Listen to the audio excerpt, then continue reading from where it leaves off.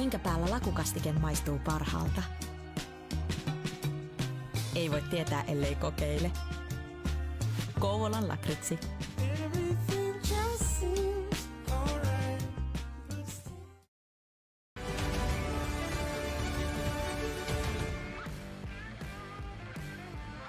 Hello, everybody, and welcome back to SportsGamer, and welcome back to the wraparound. My name is Tugi, and this is the show where we take a look around the entirety of the ECL, top to bottom, from the dizzying heights of the Elite Division all the way to our beginner tier in the Neo. And it's been a little bit since we've been here, by design, of course, because now we have a whole lot to talk about with the regular seasons coming to a close, and we are well in to playoff action as well. So with all that said, let's get down to business. As I said, there's a lot to talk about tonight.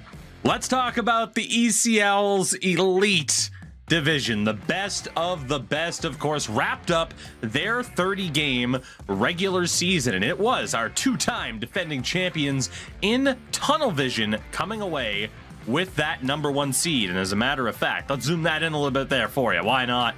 There we go. Love to see it. Tunnel Vision, our #1 seed on tiebreaker over perhaps their biggest rivals at this point in time, that being Straikers. You had Vaskala in third, hREDS in fourth, and then a bit of a points drop off from there, with Radical securing the 5th spot, Vesa, Pompa, Unwanted, and the Blackjack securing our 8 playoff positions. From there, safe from any potential relegation, but with nothing left to do until our spring season. Mayhems, Polski boys, our pro division champions, jumping up to that next tier and securing their spot for a 2nd season in a row. Very well done to them.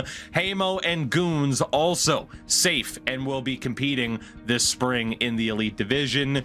But then you get into the more difficult spots. The Fallon Coal Miners, Poggers, Roots Gaming will all have to play for their spot in the Elite Division against a pro team, a pro Final Four finisher, of course, more on the pro division soon. And ultimately, it was Lextugan, 4 points back, who find themselves at the bottom and automatically relegated down to our pro division. It was a tough season for them at times. It's always difficult to know that somebody is going to have to get relegated, but at the end of the day, you know, you can see the points. There are only 2 players over a point per game, and it's a bit surprising based off of what we had seen from this team in the past. I think there is elite level talent here, but this season, well, simply put, it just wasn't their season. And that brings us to the playoffs. But before that, I want to take a look at the regular season numbers, of course, as it was Benito dominating and leading the way. 90 points ahead of Ekin in second with 77 to take the regular season scoring crown. However, top goal scorer by 1 went to Ekin, one of just 3 40 goal scorers this season, alongside Leitinen of Tunnel Vision. And of course, because we got to shout out the assists as well, you see right there, it was Benito at the top. And how about that? King of Apes as a defenseman, the 2nd most assists in the league. Matter of fact, Benito was the only forward in the top 5 in terms of assists. And of course, talking about the defensemen, as you would expect, King of Apes was at the top. A lot of representation there. hREDS and former members of hREDS in that top 5 in terms of point production.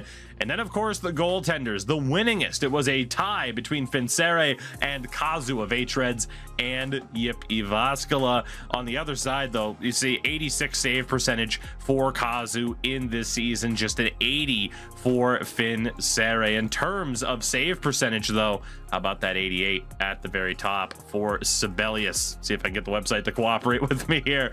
But Sibelius, only 14 games played, but a great bounce back into the Elite Division for a long time veteran. Of course, there are stories to tell up and down throughout the divisions, throughout the teams. Every single team has a story that was told this season, as again, trying to see, can we get it to cooperate? It's 7 shutouts, but who was it?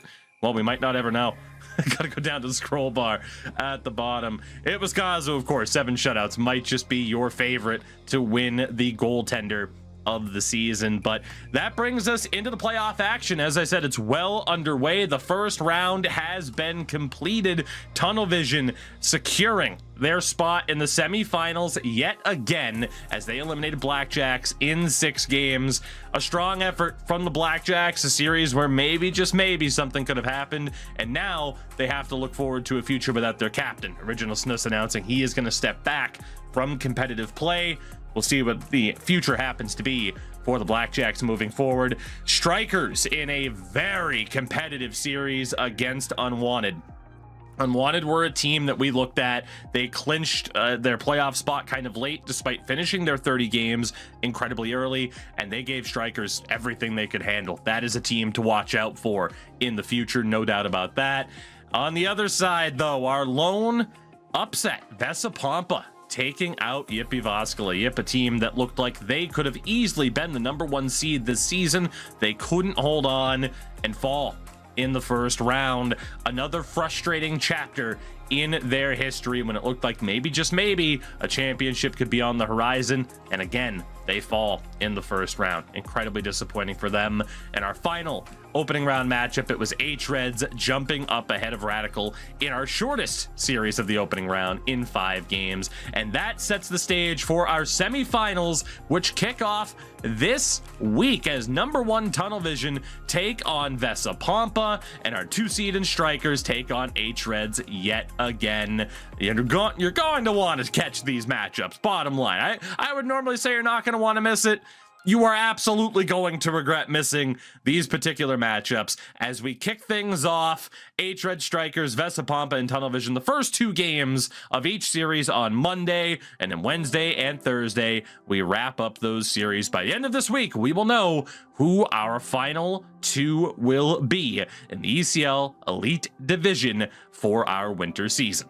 Let's take a look at the ECL's Pro Division and how everything wrapped up through the regular season and now into the final stages of the playoffs. Let's start off first with the regular season as Gotham Knights topped Group 1 by 6 points over Renascore. You're going to want to remember that particular matchup. You also had Mustakalta, Gifu Hockey, Kalyan Dynamo, or Dynamo if you prefer, the Herbalife Eagles, Vizio, and Nova making their way through. In the safety spots, still in Pro Division for next season, Deadly Phantoms, Certatalia, and Cheeky Grinders. You get the qualification matchups, Hokarit, Punakala, and Athletic Bulls, and automatically relegated down to our light division, Ice Baron, Lauf Gaming, and Red Bull Munich Esports. Again, surprised, but it shows that the competition level in our Pro Division is absolutely insane. And I think that's something that, you know, people who are heavily involved in the community are aware of. But for those of you who might be new to us here at SportsGamer, just because the elite is that top tier does not mean that the competition level is not persistent throughout our lower tiers, if not even higher. Sometimes the gap is perhaps that much closer and that much less of a gap overall. In our second group, Purification topped the board. You had Opera Hockey, Arctic, Bjerkleven Esports, Nuremberg Ice Tigers Esports, Supernatural, Gunners, and Valco making the playoffs, with HC Lugano Esports, Hawaii Hockey, and Oskarshamn making their way to the Pro Division again for our spring season. They'll be back. As for Ultimatum, Sawalanch, and Golden Sticks, we don't yet know, and automatically relegated Xbots with just their 1 win on the season. And of course, Powerhouse HC did not participate this time out. We will get to the playoffs, of course, but first and foremost, let's take a look at the numbers here from the regular season. As of course I mentioned Gotham Knights and their key player perhaps this season, Rimpe, 72 points, but was one of 3 players to have 72 points, with Yagri and Saarinen also at 72 points, which is just outstanding. And I mean, again, Mustakalta, 2 of the top 4 as well. They reviewed very heavily heading into the playoffs. We, of course, for the Elite Division, took a look at the top goal scorers. Just 2 players on 40 goals or more, that being Rimpe and Anton Lund. So, again, you start to say, okay, Bjerkleven Esports, is that a team to look out for come playoff time? very well could be. And we'll get to that in a second. Defensively, Psycho skills. We've seen him in the Elite Division before. Led the way in points amongst defenders for Deadly Phantoms. Another set of, I mean, really, I was going to say another defender with elite experience. The top four, Ilmari, Sile, Tansky, have all been there before. And then Sandalo up there as well. And hey, again, if that's wrong, I don't think it is, but if that's wrong, I might find out sooner rather than later calling more elite games. The hREDS Eagles, was it their year? No, and we'll get to that, but that's a player to keep an eye out on, certainly, moving forward. And of course, in terms of the goaltenders, the winningest was Carlson, Mr. Adam Carlson Adam, if you prefer, with the 22 wins for Purification. Sundstrom was up there as well for Gifu Hockey, and again, a lot to look at amongst these goalie stats, but given the struggles that I had when looking at the elite stats, we will keep it pretty simple. But shout out to Sundstrom, 87.84 save percentage on the season, playing every single game for his team. So again, somebody that you'd certainly look at to say, okay, in the playoffs, who's going to break through?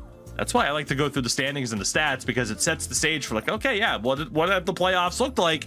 And we are down to our final two in the pro tier playoffs. Taking a look here at the opening round, where again, much like the Elite Division, despite twice the matchups, there was only one upset, and that was the hREDS Eagles sweeping Arctic.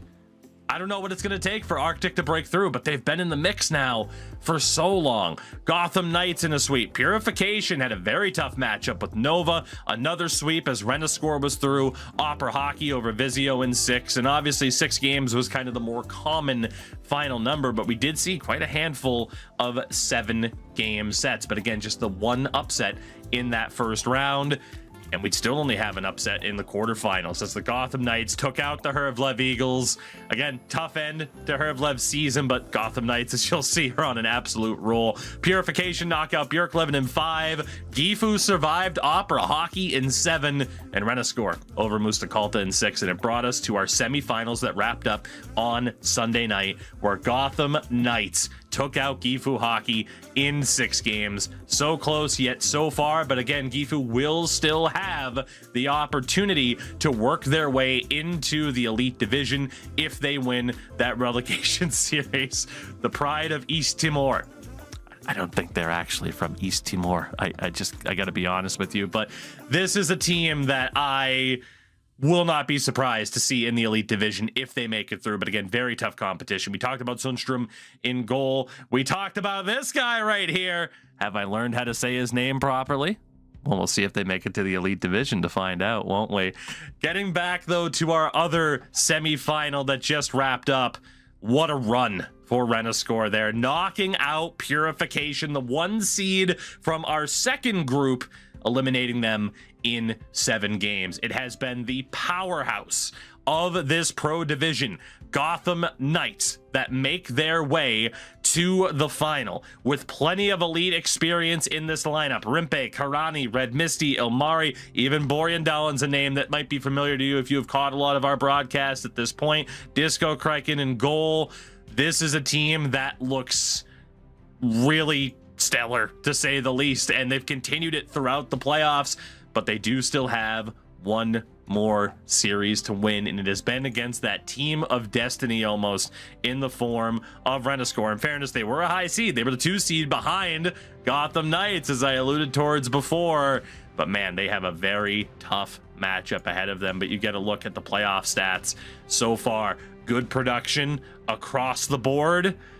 They have to find that next step, that next level, and I'm very intrigued to see what happens in the pro finals. Again, pay attention to sportsgamer.gg for all the information that you need there in regards to this upcoming series, our pro division final. It will be Gotham Knights taking on Renascore. Now, so far, we've covered the top 2 tiers of the ECL, but when you're talking about all the goings-on here at SportsGamer, it goes beyond that. And that brings me to our recently concluded PlayStation Showdown tournament, as we had both a 1v1 and 4v4 format for the Finnish audience here at SportsGamer. And of course, the 1v1 final was taken by Ekin winning a great series over Nikki Dangles, winning the best of 3 in game 3 in double overtime. Ekin once again crowned a champion here under the SportsGamer banner for the PlayStation Showdown. And of course, for the 4v4 side of things, you had the Yip All-Stars claiming that crown as well. Let's take a look at how all the action went down. Tervetuloa tänne SportsGamerin kanavalle seuraamaan PlayStation Showdownin finaalipäivää. Meillä on ei pelkästään 1, vaan 2 finaalia tänään tarjolla. Mistä tänään on kyse? Tänään vedetään PlayStation Showdownin 1 vastaan 1 ja 4 vastaan 4 finaalit. Lasse. Alue läpi ja pistää kyllä semmoisen pompin. 2-1 Jyp siirtyy johtoon. Sieltä kiekko ei hatko, ei päästä, Aaro tulee läpi ja Aaro pistää 4-1. Nyt on Jyp lähellä. Siinä soditaan laidalla, Ekin saa kiekon, Matthews siihen Nylanderille! Lähti vieläkään syöttämään, eikä laukomaan. Maalin taakse Tavares, hänet sidotaan laitaan. Ekin siellä ei vähän tuulettaakin, koska sieltä se tulee! Voittaminen tuntuu aina hyvältä, ja kun on parhaat mukana, niin se kertoo aina jotain ja siitä tulee hyvä fiilis. Let's take a look now at the ECL's light division. And of course, with all the divisions, a lot to talk about. But a look at the regular season standings first and foremost. A 32-game regular season. The top of Group 1, Hexa Esports. A strong push all season long. They make the playoffs alongside the Six Sticks Misfits, a name that will always give me fits. You had HC Videlma up there as well. Almost famous. No Street Sports. Shameful Knights, A Squad, Nelos Kenta. Might be wrong there. We're going to go with a Logit. It might be a Logit. Let me know. I'm still learning. And including me, as in, I don't know if I'm even saying it correctly. Who knows? Maybe you guys don't. Maybe that is also including me. Of course, you have some of the other seeds as well, and the seeding in terms of who is safe, who's automatically relegated. It changes depending on the division, of course, but you see who was on the ins, who was on the outs. In Group 2 as well, you had Bone Breakers topping that group by 3 points over Toxic City. Hell of a name. Pasilan SKA, Finnish Roosters, Mora Sune Esports, easy for me to say. And then, to be honest, it's because I was distracted by this name. Come on. Bust Down Rolly Avalanche, unless it's Raleigh. It might be. Are we going full roly-poly-oly? Who knows? You have the Careless Icemen, Swedish Stars, and Nitti Pojasa making it into the playoffs. And I mean, the logo. The logo. It doesn't matter how much I'm messing up the names. Do you have a better logo than that in all the ECL? I want to know people's suggestions. I do. I want to know who has the top logo, particularly in the light division, but even beyond that. And of course, our third group, Invasion, topping the group, winning 25 of 34 games. Neptune Hockey, Pata Helala. As I continue to embarrass myself with these names. Technical Disaster, Rocking Bears, Isman Valinta. We're going with we're trying it. We're trying it with the Niederrhein Canucks, Ghost Trojans, and the Hanover Indians Esports side of things also in the mix above that initial cutoff line. How wrong have I been? Have we gotten better throughout the season? Have we gotten worse? That is the question. In taking a look, though, here at the numbers, again, we want those regular season numbers to give credit for a phenomenal season. And rookie Liam Ovic up there. Could be Liamovich, perhaps, as well. 109 points. A rookie no more. Change your name. Those are some veteran numbers right there. 56 goals, 109 points to lead the way in terms of scoring throughout the regular season. Didn't get the goal scoring lead, though, but again, was one of 4 players to top 50 goals on the season. Just incredible numbers, to say the least. Defensively, in terms of points, of course, points aren't everything, but Bjornsson. Yeah, let me know if I got it right, if I got it wrong. 59 points, 11 points above Zamboni on the other side there for Neptune Hockey in second place. That's just an incredible point total, to say the least. And of course, when it comes to the goalies, the winningest was Dobby the Joker for Invasion, who we did see took a #1 seed heading into the playoffs. In terms of save percentage, again, it's not everything, but 31 games played and 88%. Toxic Hockey starter. I found the one name that I'm not even going to try yet, so congratulations to you, but leading the way, maybe the shout for goalie of the season. But it brings us into the playoffs for the light division. Now, obviously, there's a lot of series to recap here, and we're not going to recap every single one individually here to be like, okay, Invasion beat Bad to the Bone, so on and so forth. But you notice here to the first 8, very few games, matter of fact, 0 of them making it beyond 5 games. The first matchup we look at where it was a little bit of a challenge was the Battle of 11 versus 22, the Finnish Roosters and Ghost going to 7 games.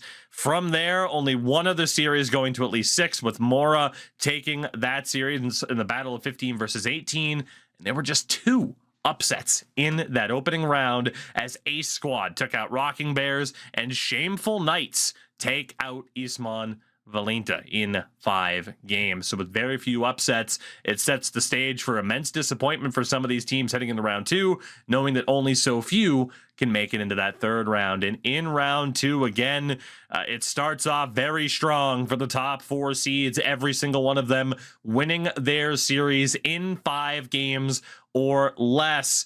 But then we see more upsets. Toxic City out via sweep to Almost Famous, a very surprising result.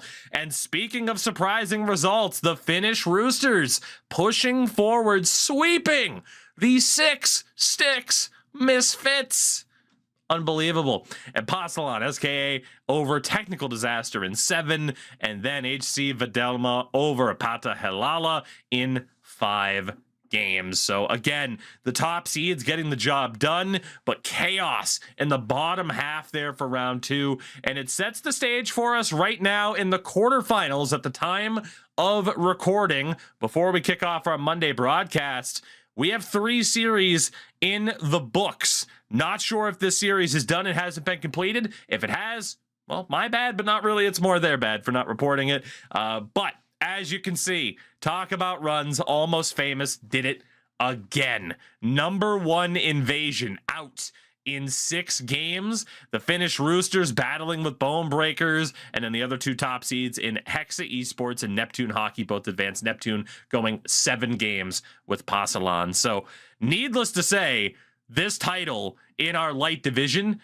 is up for grabs, especially too with the #1 seed in Invasion being out. You look at this tournament now and you look at teams like Almost Famous who have a lot of momentum, and then you look at guys like Hexa and Neptune where, you know, I don't know if either of them would have thought, okay, do we have that much of a clear-cut shot to be crowned champions? Well, now they very much do. And again, within our light division, the finalists are automatically promoted, with only, of course, one of them getting the bragging rights for winning.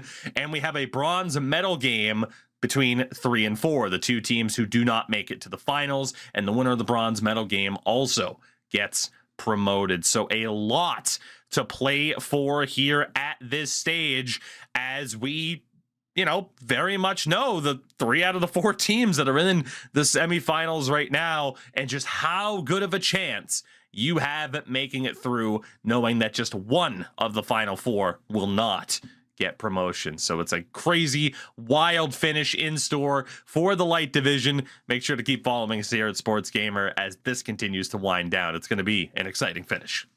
Continuing to talk about tournaments here at SportsGamer. Well, hey, right now, the 1v1 ECL 24 winter season signups are live on the website, of course, sportsgamer.gg.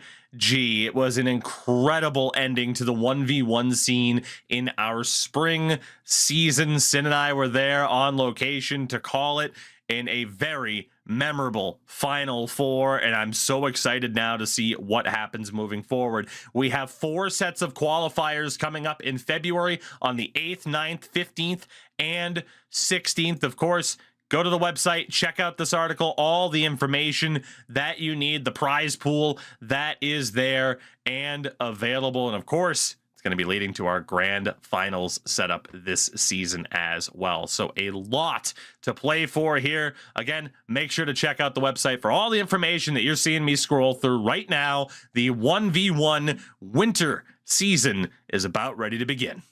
Let's take a look at the ECL's core division. Of course, our second tier, or not quite our second tier from the bottom, you might want to say, our fourth tier overall that we have here. Taking a look at the regular season results. Group 1 topped by Krefeld. You have Mites, Bare Knuckle Hockey, the Sonataket Squad, Aspire Dragons, Polar Bears HC. It's gotta be Weta. It's gotta be. Could be Weta. Could be Weta. Potato Patata. And then HC Last Resort also making it through. In group number 2, Felis Hockey, Latunokat. We're getting there. We're trying to get there. Bellissimo there as well. I mean, big chef's kiss to that. Moto Hockey, Saucer Hockey, Nordic Nosebleed. If that's not a Norwegian death metal band name already on Spotify, then hey, someone's got a great opportunity. Vitos Vita. I mean, dude, logo-wise, holy heck. Hold on. And Cape Town Kings made it as well. This is my favorite part. Look at this. This thing of beauty. I try to be as impartial as I can be. The stick looks like it's butter for the popcorn. Unbelievable. The core division on fire in terms of logos. We'll get to the playoffs in a minute. We can't jump that far ahead.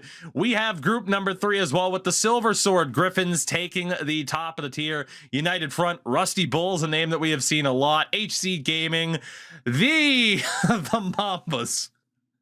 The Mambas. We got the Dara Stars, Spartan Esports, and Kettukarki, who have also made it through into the playoffs. And then group 4, Sack Brothers, Nameless, Bushwhackers, Latvian Warriors, Yervan Lieki, the Vitapoyan Vikingit. Am I getting better? Am I getting worse as these go on? If it's not Polive Varit, then I'm not sure. And Palasari made it as well. I can do that one. We're getting there. I can do that one. Let's take a look here at the numbers. Hey, if you can't laugh at yourself for how bad you are at pronouncing certain names, even though you try your hardest, then who can you laugh at? In terms of the regular season numbers, though, again, only one person made it over the century mark, and that is Yetsu for United Front. 101 points on the season. Absolutely tremendous. And in terms of the top goal scorer as well, one of 3 players to hit 50 goals, and he led the league with 54 as well. So again, certainly it sets your sights on, okay, how's United Front going to look to do in the playoffs? On the defensive side of things, they also had the most point-producing defenseman in Coolio. Not Coolio, although, no, I'm not going to make that pun. It's fine. We march on. You also had Karki up there, 42 points. Again, just 4 defenders with 40 or more points this season throughout the regular season. And for goaltenders, the winningest. Hit me up on Twitter. Hit me up on Twitter to pronounce that one, but leading the way for the Silver Sword Griffins, 23 of 26 games won is fantastic. And of course, in terms of top save percentage for a starter, I mean, it might be the Raws. It might be. Depends on where you put the emphasis on the word, but still an 87% save percentage is absolutely fantastic. So well done there. And it brings us to the playoffs and where things are looking. Of course, a very similar structure to what we had in our light division in terms of the Final Four, having a bronze medal game as well. So we'll see how this is shaping up. And again, as we get a look here at the quarter-final round, the top seeds start off very, very strong. No surprise there. It takes you until the battle of 10 versus 23 to see our first upset, with the Vikings moving on ahead of Bare Knuckles Hockey in 7 games. One of just 3 upsets in that opening round. And of course, they were in those lower matchups where the teams are a little bit closer based off of regular season performance, as you had Lieki move ahead of Sauna Takit and the Aspire Dragons ahead of the Latvian Warriors. In round number 2, though, the upsets went kind of crazy as the Silver Sword Griffins were swept by the 23 seed in Vita, which is, again, just incredible for them. Sack Brothers continuing a strong march toward the finals. The Aspire Dragons, though, pulling off an upset over Fearless Hockey in 6 games. Crayfield as well out via sweep as the 4 seed. You have the 5th seed in United Front. All that goal scoring in the regular season could not help them as the 15th seed HC Gaming advanced.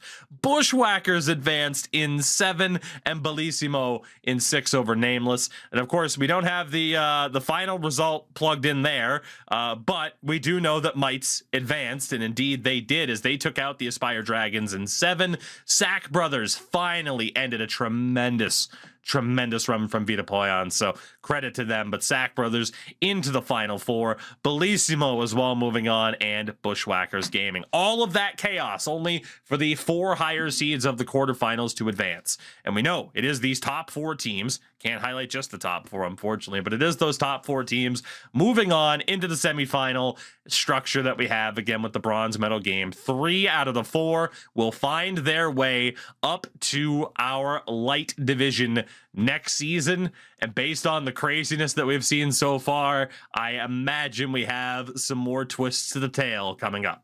And quickly, to speak on other things going on here at SportsGamer, the Leonard eHockey Open is underway, but still available to be participated in. Of course, sportsgamer.gg/Leonard for all the information that you need, all the upcoming dates, of course, for our Finnish contingent only. Of course, our week 1 1v1 result in the books as well. We are through 2 weeks of our 4v4 competition. Make sure to check things out here. Of course, the upcoming dates that we still have on the books. It is not too late to get involved with the Leonard eHockey Open right here at SportsGamer.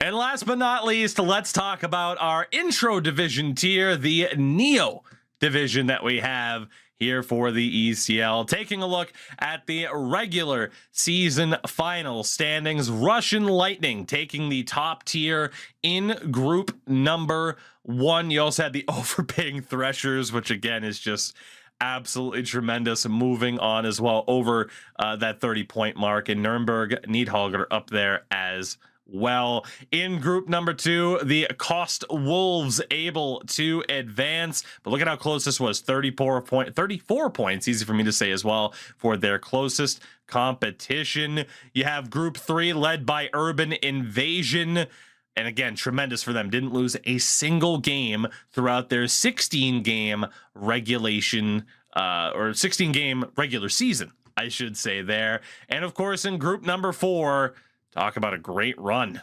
18 games, of course, played in this particular division, but Old Hogs making their way through alongside the Arctic Farm team, the only other team to surpass 40 points in the regular season. And group 5, speaking of spectacular point totals, 52 points for HC Oveto. HC. You ever say it? You think you say it right the first time, then you double check and second guess yourself, and there you go. That's where we are at. And group 6, Trailblazers HC on tiebreaker over Tarun Gasalits, which again, speaking of tremendous logos, let's take a look at this really quickly. I mean, sometimes it's the simple one.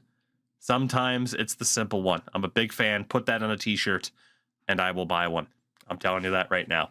In terms of the regular season numbers, though, our final numbers for the Neo division. See if we can get a look at it here, if the old site's going to cooperate with us, and it does. But look at this. Urban Evasion. I think I said Urban Invasion before, but Urban Evasion, 93 points in 16 games for Showtime. And the old Shveti, if I'm not mistaken, with 85 points in 16 games as well. Certainly set up Urban Evasion as the team to watch out for heading into the playoffs. Oh, look at this. Matthews, 34. Colin Poppy for Bellator, 55 goals in 16 games. Absolutely outrageous when only one other player surpassed 40. And hey, it's basic level scouting, But these are names, if you're in some of those higher tiers, to be like, okay, maybe we can pluck that guy and take this guy, add him to our team. Don't be surprised if you see some members of this list right here work their way up in the very near future. Defensively, it was Lord Vader, I would imagine, for Torspot, leading the way, 31 points in 18 games as a defender. Had some great competition from those just behind in Icebarn and Planet Drill, who played fewer games. And then shout outs to somebody who did find success in our 1v1 on the Lionot eHockey Open side of things. I do not know if it's We Do or We Ducks. I'd imagine it's We Do. Let me know if I do happen to get it wrong. With that, let's take a look at the playoffs here, shall we? We always love to see how many upsets there might be. And again, no real surprises through the opening couple of matchups, but we do get our first upset as the 5-seed Trailblazers lose in 4 games. Again, just not something you would expect. And again, you have to scroll down a little bit further to see the next upset as the Arctic Farm team happened to lose in the full 5 games. And a couple more upsets here as you scroll down towards the bottom with Yaskan and the Dirty Rabbits advancing in the quarterfinal. But we're off to round number 2, and this was a lot more consistent, it felt like. Nearly half the matchups featuring an upset, including our number 1 seed falling in 5 games. The only one of the top 4 not to make it to that next round. You also had the Wolves, our 6th seed, falling to Nuremberg. And then, of course, the Overping Threshers advancing as well. It brought us to the quarterfinals. And as things stand in terms of reported series, it is just Urban Evasion that have advanced as they finally broke the curse of the higher seed losing. We'll see how this plays out with these final 3 matchups and who are able to find their way in, as of course you have the finalists being promoted, and I do believe the 3rd place team as well. So again, still so much to keep an eye out on the Neo side of things. Again, our intro level tier, a lot of new players in the mix, but a lot of new names and faces that I think you will see in a lot higher division competition sooner rather than later.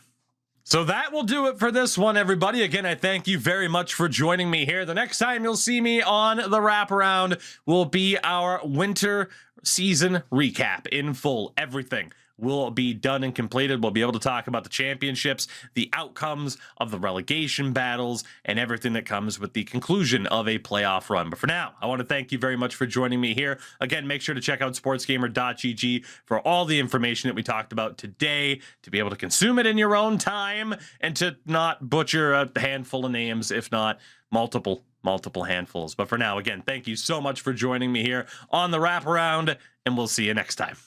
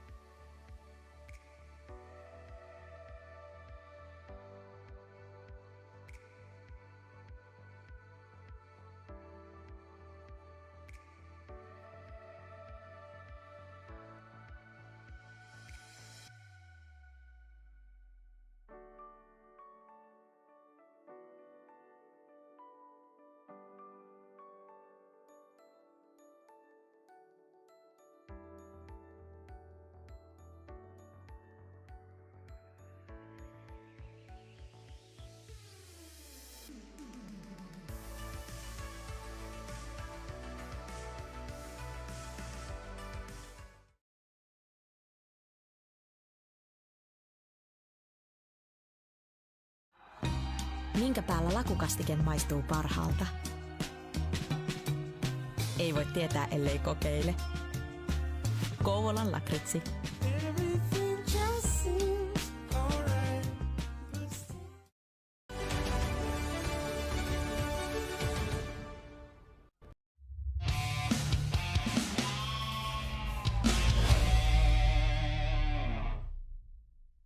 Hello, everybody, and welcome back to Sports Gamer. My name is Tugi, joined by Mr. Sim for the win, of course, as we continue on with our coverage of the ECL Elite Division playoffs. And Sim, today is the start of our semifinal. We started with 16 teams in the regular season, and now we are down to the top 4, with each of the first, 2 games of the series being played today. And we kick things off with another chapter to a long and storied rivalry. It is hREDS and Straikers.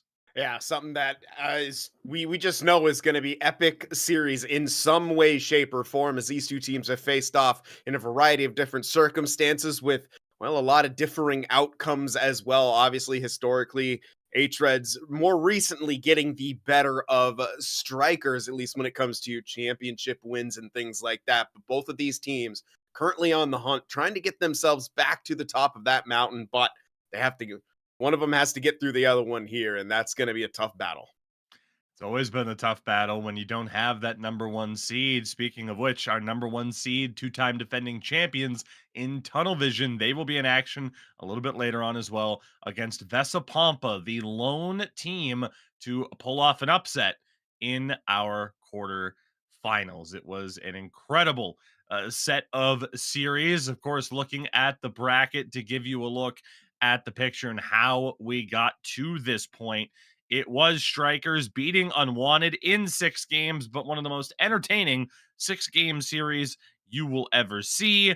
And hREDS taking care of Radical in 5 games. And, so now we look ahead at the series. As we mentioned, the very storied rivalry between these two, and it just sets the stage for what could be a really, long back and forth series. But at the same time, with the talent on either side, you don't put it past them that, hey, maybe, you could just end this rather quickly. And I'm sure either side would have, prefer to go that direction.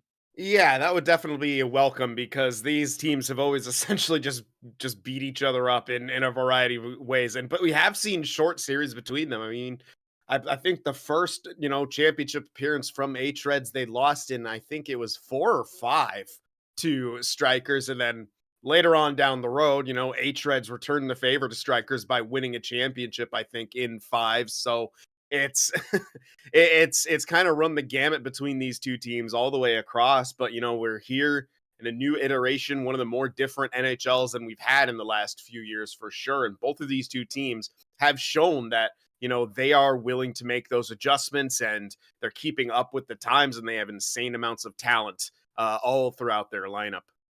Well, you mentioned it, so let's start to take a look at that aspect of this matchup. First and foremost, though, the team stats up to this point in the postseason. Again, for hREDS, their series going just 5 games, but in that time, they only allowed 3 goals, as opposed to Straikers, which, again, 6 games against Unwanted, and the goal differential really shows how close that series was. Yeah, it really was. Unwanted were just they just had something, right? We talked about it all series. It had the feeling of they could be able to make their presence felt, maybe even pull off the upset, but the experience level and excuse me, the skill level of Straikers really able to kind of hold them over and get those big wins when they needed them. But Unwanted played a heck of a series. But when it comes to hREDS, I mean, that is one of the most dominant 4v5 matchups that we've ever seen. And they really kind of outmatched their opponents in a lot of different ways. Well, with that, let's take a look here at the lineups in this matchup. Again, the first 2 games of the semifinal between hREDS and Straikers. For the hREDS side of things, Villapoika, Benito, and Nicky Dangles as the front three, with Domi and Temu on defense, and Finsere between the pipes. On the other side, Piku Roger, Potzloff, and Eki, the front three for Strikers, with Pawanso and Flyer Kungan on defense, and Nike in goal. And well, soon as we always do, we'll kick things off with the center comparison, and it is another showdown between two of the very, very best, Benito and Potzloff. It is the all-star matchup that I look forward to almost every postseason because these two teams cross paths so often, and this is going to be a very exciting head-to-head. Absolutely, and it's gonna have the feeling of a championship matchup, even though we're only still here in the semifinals. That's just how these two teams play. That's just how good they are in the history between them. And I mean, it doesn't get much closer than this. Just one game separating them in terms of the amount they played, same amount of points. Benito with the advantage in the face-off percentage, but I mean, this is the ultimate head-to-head of two of the best centermen in the EU scene and probably the world as well. Well, the good thing is here as well, in terms of our coverage of the playoffs, we are often able to get word with participants in the games, and we were able to get word with Benito for hREDS heading into this matchup. Let's see what he had to say.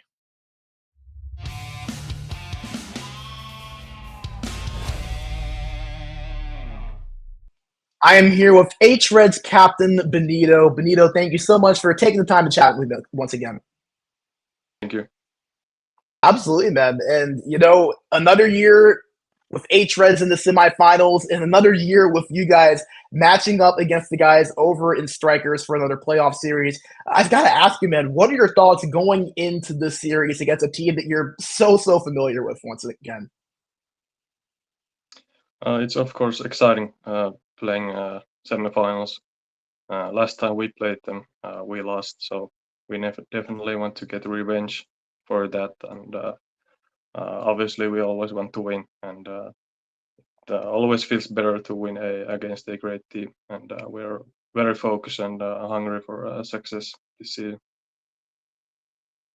Yeah, absolutely. And, as I mentioned, Striker is a very familiar opponent. You guys split the season series between each other. This is the 5th ECL playoff series that these two teams are playing against one another. You each have won 2 of those first 4 series.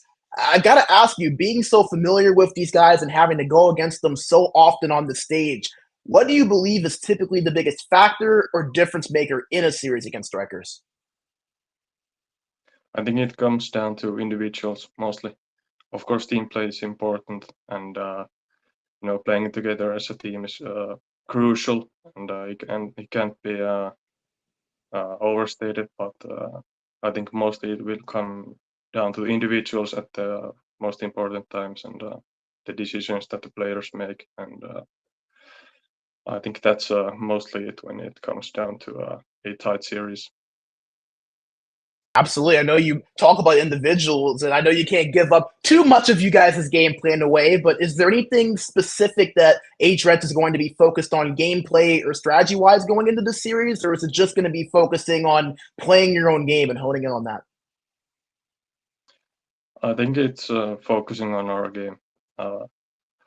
When we play our game, we can win anyone and do it convincingly. So I don't think we should change much coming to this series. And I think, as I said, if we play our best game, we can win anyone.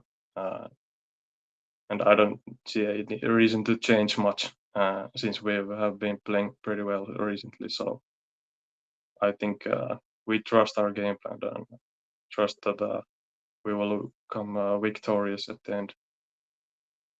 Yeah, absolutely. I can't help but to ask you because I know that so many people are so familiar with you guys, and everyone kind of has an idea of what that best game of hREDS look like. But I'd love to get your thoughts. What do you feel like hREDS looks like when you guys are at your best?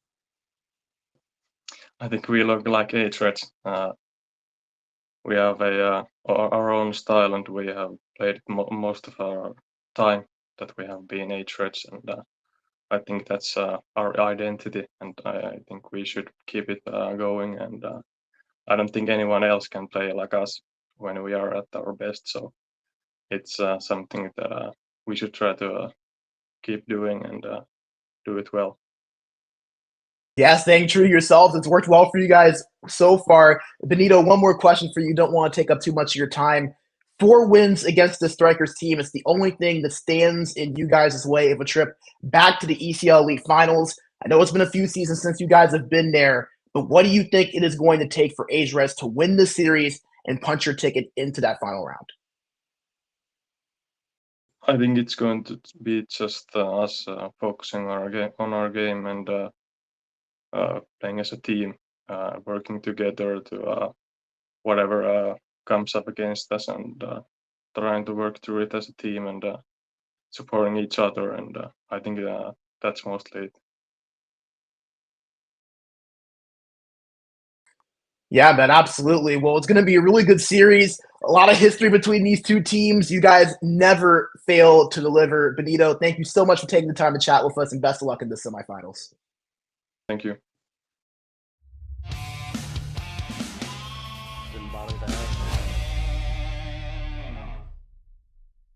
All right, everybody. Well, we are back, and get a big thank you to B Major, as always, for conducting those interviews. Again, it was great to hear from Benito heading into this matchup, and he was able to get word with Ekin as well. We'll hear that interview between the games, because for now, we focus on this matchup. Sin 4 of the very best. Villapoika, Nikki Dangles for hREDS, Piku Roger, and the aforementioned Ekin on the other side for Straikers. And Benito mentioned, it comes down to individual performance as much as team performance.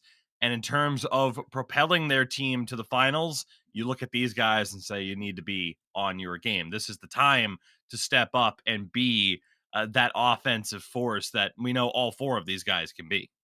Yeah, and maybe kind of surprising that the point discrepancy is as big as it is between the wingers, whereas the centers were pretty, locked in together. But both Piku Roger and Ekin have been phenomenal, obviously, through that first round. Nikki Dangles, Villapoika were incredibly good, too. It's maybe a little odd to see their point totals where they were, considering the type of performance that hREDS had in that first round. But obviously both these two teams winning by being great teams. And I like what Benito said. It's going to take certain individuals stepping their game up, having big performances at key times, because I agree, as much as you have to play as a team, you also need individuals to rise to the occasion. And well, both of these two rosters are filled with guys who do that, particularly here in these winger positions.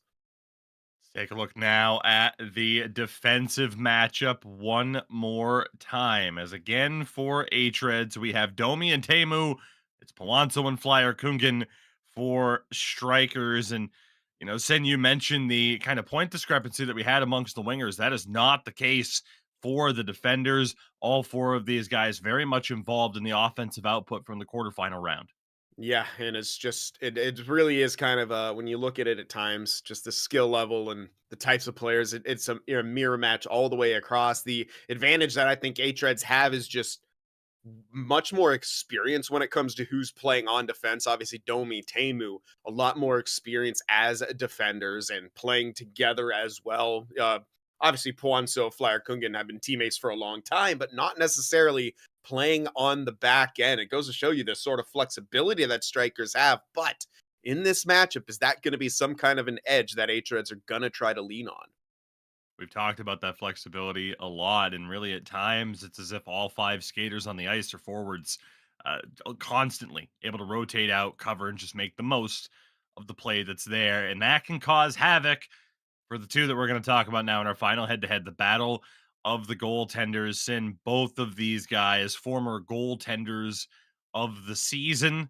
They have been 2 of the very best so far. Finsere's numbers looking like that. Nike, not so much. It's very rare to see him under that 80% save percentage. But if you had to choose one goaltender to go into a playoff situation with, most people are choosing him.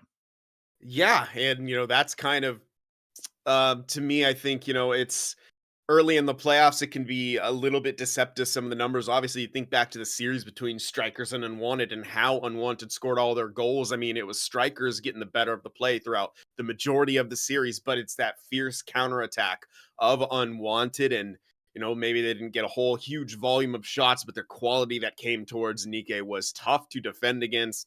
Whereas for Finn Sede, he's just been a brick wall. He had 2 shutouts in that 5-game series, a goals against of below 1. I mean, then, you get into that question of, okay, was Nike tested by grade A chances only? And was Finn Sede just simply not tested? And this is the series where we're going to find out, truly where the regression back to the mean is going to be for both of these two goaltenders, because this is such a tight matchup. We are moments away from the kickoff of our semi-final round here in the Elite Division, the top tier, of course, within the ECL. It'll be the first 2 games between hREDS and Straikers, and then after that, the first 2 games of our other semi-final series, our number 1 seed in Tunnel Vision taking on Vesa Pompa. A busy week here, of course, and it's always busy around here at SportsGamer, of course, but we will have the conclusion of each of these series later on this week. It'll be Wednesday and Thursday that we wrap things up here. And with this particular round, so by the end of this week, we will know who will be participating in the championship round for this winter season. And, for this matchup especially, it feels like a little bit more of a toss-up, I would say. I'm very intrigued to see what Vesa Pompa is able to do against Tunnel Vision. Obviously, Tunnel Vision, the heavy favorites, given the success that they've had in the past year. But Vesa Pompa, you look at the guys on those lineup, throughout that lineup, and you say, hey, never say never. Yeah, and that's kind of the feeling with that is there have been several kind of closer calls so far in these playoffs. Obviously, Straikers, that series with Unwanted going the way it did. Even the Blackjacks against Tunnel Vision, winning a couple games against them and looking pretty good in the process. I mean, there was some series there, so maybe Tunnel Vision isn't quite as dominant as they have been, and there's some space for some teams to get in there and really try to take it to them. But yeah, you said it. Vesa Pompa really has their work cut out for them. I think they're going to have to be a lot more dynamic than they were in that first round if they want to try to beat Tunnel Vision, because if you play Tunnel Vision's game, that's how they just get you. Absolutely. So again, we'll see how that series kicks off. But for now, we focus on the task at hand. hREDS and Straikers, just waiting for the 2 teams to match up before we get this underway. And so I'm very intrigued to see what this matchup is going to look like, in terms of how teams start off a series and how it plays out. A matchup like this, do we see the more kind of, defensive, sheltered approach, trapping at the blue line, not taking too many chances, or with the familiarity and these 2 teams knowing how close the series can be? I'm intrigued to see if one of them just goes, pedal to the metal right out of the gates and just tries to get that lead and hold on. It's unpredictable as much as it feels like it might be predictable. So it's an interesting set of circumstances. I mean, in the past, we have had the games between these 2 teams where it has been really kind of a neutral zone trap fest and so hard to get goals, and we've had triple, quadruple overtimes at times between these 2 teams. But I think in NHL 24, the way both of them have been playing this season, the way they want to utilize the new game mechanics and the way they both change their games, I don't think that either of them can really afford to trap too much in this, because the other team is going to find their way into the zone. They're going to get some zone time. And if they start piling up the pressure, you're playing on the back foot. And that's not where either of these 2 teams want to find themselves against their opponents here. They have to be proactive. They have to be aggressive. And I think we're going to see that from both of these 2 teams. I think we're going to see some forechecking going on, not going to sacrifice it for, being able to cover the neutral zone, but we're going to see what we've seen them doing all the time against other opponents. And it's going to look good when both teams are kind of playing their games and clashing here, because I think it's going to make for some fireworks. And you see 5 of the 6 here for Straikers getting ready for that first game. A little bit of a hold up in regards to getting the action going. If it was up to us, this would have started 20 minutes ago.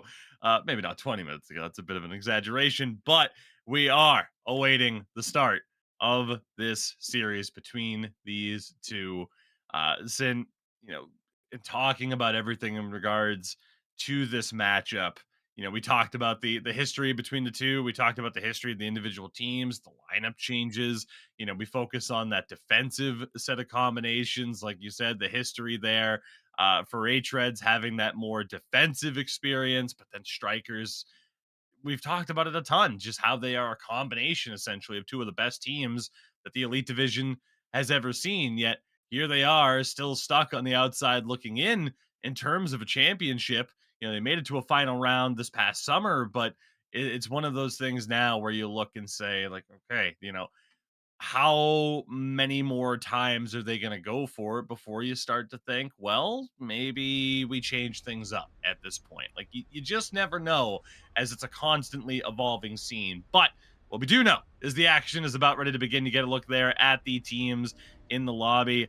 Gold big tipper for Potsloff on the Strikers side of things down the middle. Something you very rarely see. Normally it is Elite Edges leading the way in terms of a gold. We'll see how it plays out. A reminder that all four of these teams in the semifinal round are already in a money position.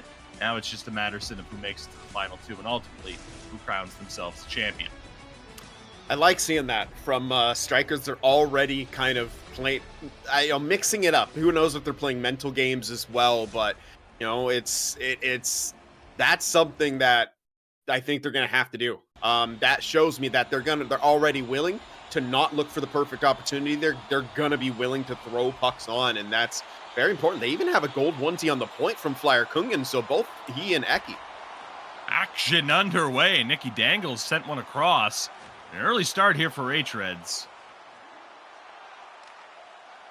And we look forward to the first two games of each of our semi-final series here. And Strikers trying to get things going.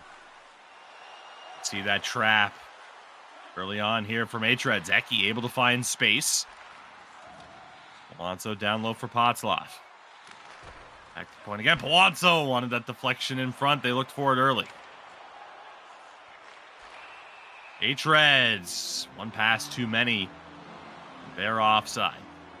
Yeah, and we're going to be seeing that probably at least early on from these two teams as they try to navigate and figure out how they're going to want to break in. But that's something that Strikers did so well against Unwanted, was they were able to break things in and then keep plays alive, you know, heading into the zone. Poika able to hold on to it, has it again. Couldn't get that shot off through traffic. Benito draws a call. It'll be Piku Roger to the box. hREDS with an early power play opportunity here in game one. Not how you want to start off if you're Strikers.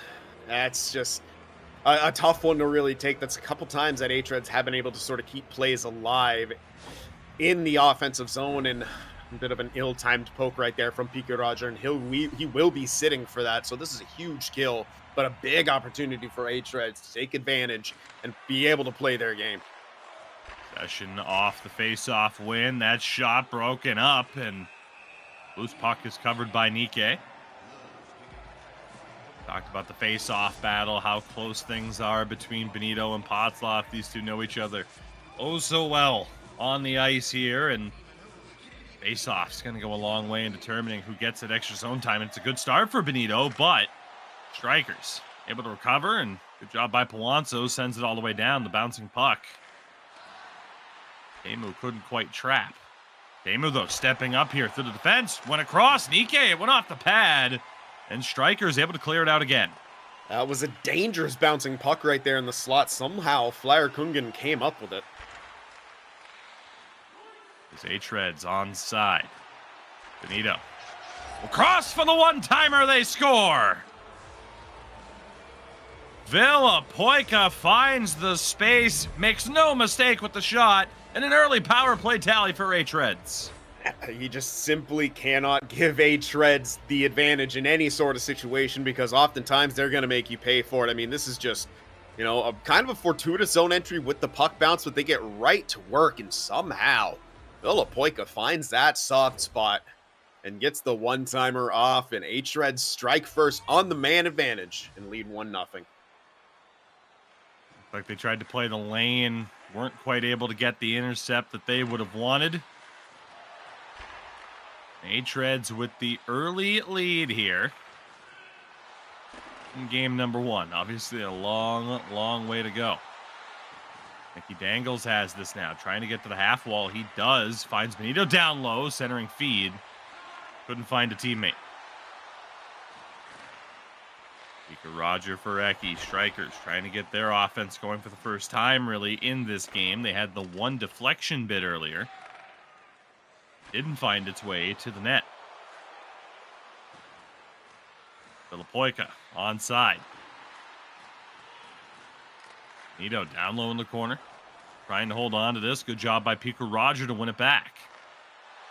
Ekin back over for Pico Roger. There's Palazzo at the point, again to the corner. Good movement from Straikers, but they are being held to the outside. Palazzo again at the point. Aggressive from hREDS. Shot on. And a save there from Finsere. Yeah, I like to see that from Pico Roger right there. You can't just, I think that's good realization that, okay, that middle's not going to come easy. Let's just get a shot on there, build up the pressure a little bit more, and see if we can get something going. But perfect on the draws so far for Benito, and it continues. That Patslov has to figure out a way to turn that around, but that's a good forecheck. Ekin for Palazzo, nearly full pressure, and indeed they have it now. They get the quality chance they've been searching for. Ekin has that gold 1T. Palazzo finds him, and a great glove save by Finsere. A bit surprising there with Ekin able to get that shot off. I mean, he had someone right in his face, but that was extraordinarily well read by Finsere there. And, we see Palazzo, obviously, I misspoke earlier, but he's rocking the other gold 1T. You see it fly right there, but Finsere's all over it right now. Ekin. 8 seconds left in terms of full pressure here. Circles back. No, tries to drive the low side, and an interception there by Nicky Dangles. A bit too fancy for Straikers, and some of those opportunities. Again, you had the chance to catch the defense and the goaltender scrambling. A good poke check there. Straikers back down the other way. Pico Roger looking, tried to go short side, just couldn't find that space. Penalty called here, though. As a man was down in front, it's going to be Domi going to the box for tripping, and now Straikers will have a chance on the power play. You surrendered one yourself earlier, but this is a huge opportunity for you. You've looked pretty decent on the cycle so far. As you said, I think they have tried to get maybe a bit too fancy here. But, it's a little bit more space out there. You can maybe afford to get away with an extra pass here and there, but I think they got to get back to the basics. They got two guys rocking gold 1T. They have big tipper. It's time for that puck to get on net. Alonso for Flyer Kungan the shot. Wanted pots off. One-timer, they score! A great recovery for Straikers as they get on the board early on the power play. It's 1-1. It's exactly what they needed to do right there. They wasted no time trying to get that puck on net. Once from the top of the umbrella, was blocked in front after the deflection, but I love what Patslov does. He doesn't just, throw that puck on. He just takes a minute to consider where he is. Back facing the net, knows he has body position, sees Palazzo there with that gold 1T again on the back end, and he rips it on, and that one, Finsere cannot stop. And the deflection attempt batted down, but it was a great reaction by Patslov. Get it back to the point. Less than 90 seconds left here in the opening frame. hREDS back in on the attack. Nicky Dangles. I believe that shot was blocked. Here comes Straikers. Only momentarily. Ekin still in the mix. One more chance here for hREDS. Teemu can't work his way through. Nicky Dangles for Villapoica trying to hold on. Centering feed for Domi as time will expire. Some chances there late in the period. It is 1-1, though, through the opening 20 minutes. I mean, just kind of how we wanted it to see it go, right? Both of these two teams getting their licks in here. We've seen it's some, tough zone entries, but this is not turning into a neutral zone trap fest because both of these teams have found ways to be able to get the pucks in. And we're seeing maybe some mind games as well. All the build changes coming out from Straikers, and I think, honestly, they probably practiced this, but I think this is very opponent-directed. They know that hREDS is good enough to be able to take away a threat. and they're good enough to take away 2 threats. So Straikers says, okay, let's put 3 threats out there. They have a gold 1T on the forward end, a gold 1T on the back end. Big tipper. What they're trying to do is just split that attention of the incredible team defense that hREDS has. And, well, they were able to tie that one up. Surprisingly, hREDS only having that 1 registered shot. It felt like they had a few more chances. Perhaps, you know, shots were blocked or gone wide and things like that. But overall, Straikers got the better of that period. But it's the scoreboard that matters at the end of the day, and we are tied at 1. Second period underway. As always, the action brought to you by our friends at Kovalan Lakritsi. It is game 1 of the best-of-7 semifinal between hREDS and Straikers. Again, a little bit later on, we'll have the first 2 games of our other semifinal. As Pika Roger, the chance in front, they score! Potzloff on the doorstep. Straikers from 1-0 down, and now up 2-1. That was absolutely insane vision coming out from Piku Raja right there, throwing that in front with Potzloff, able to maneuver his way and get body position against 2 hREDS skaters. That is a tough task, but he's able to do it just enough. I mean, I didn't think Piku Raja was going to attempt that pass, but he looks like an absolute genius doing that because of the way Potzloff was able to get position right there. Good patience from Piku Raja, and Straikers have taken a 1-goal lead with 2 unanswered goals. He dangles to the point. hREDS now trailing. We'll see what they can do. And they got the early power play goal.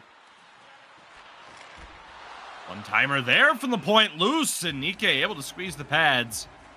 Keep that one out.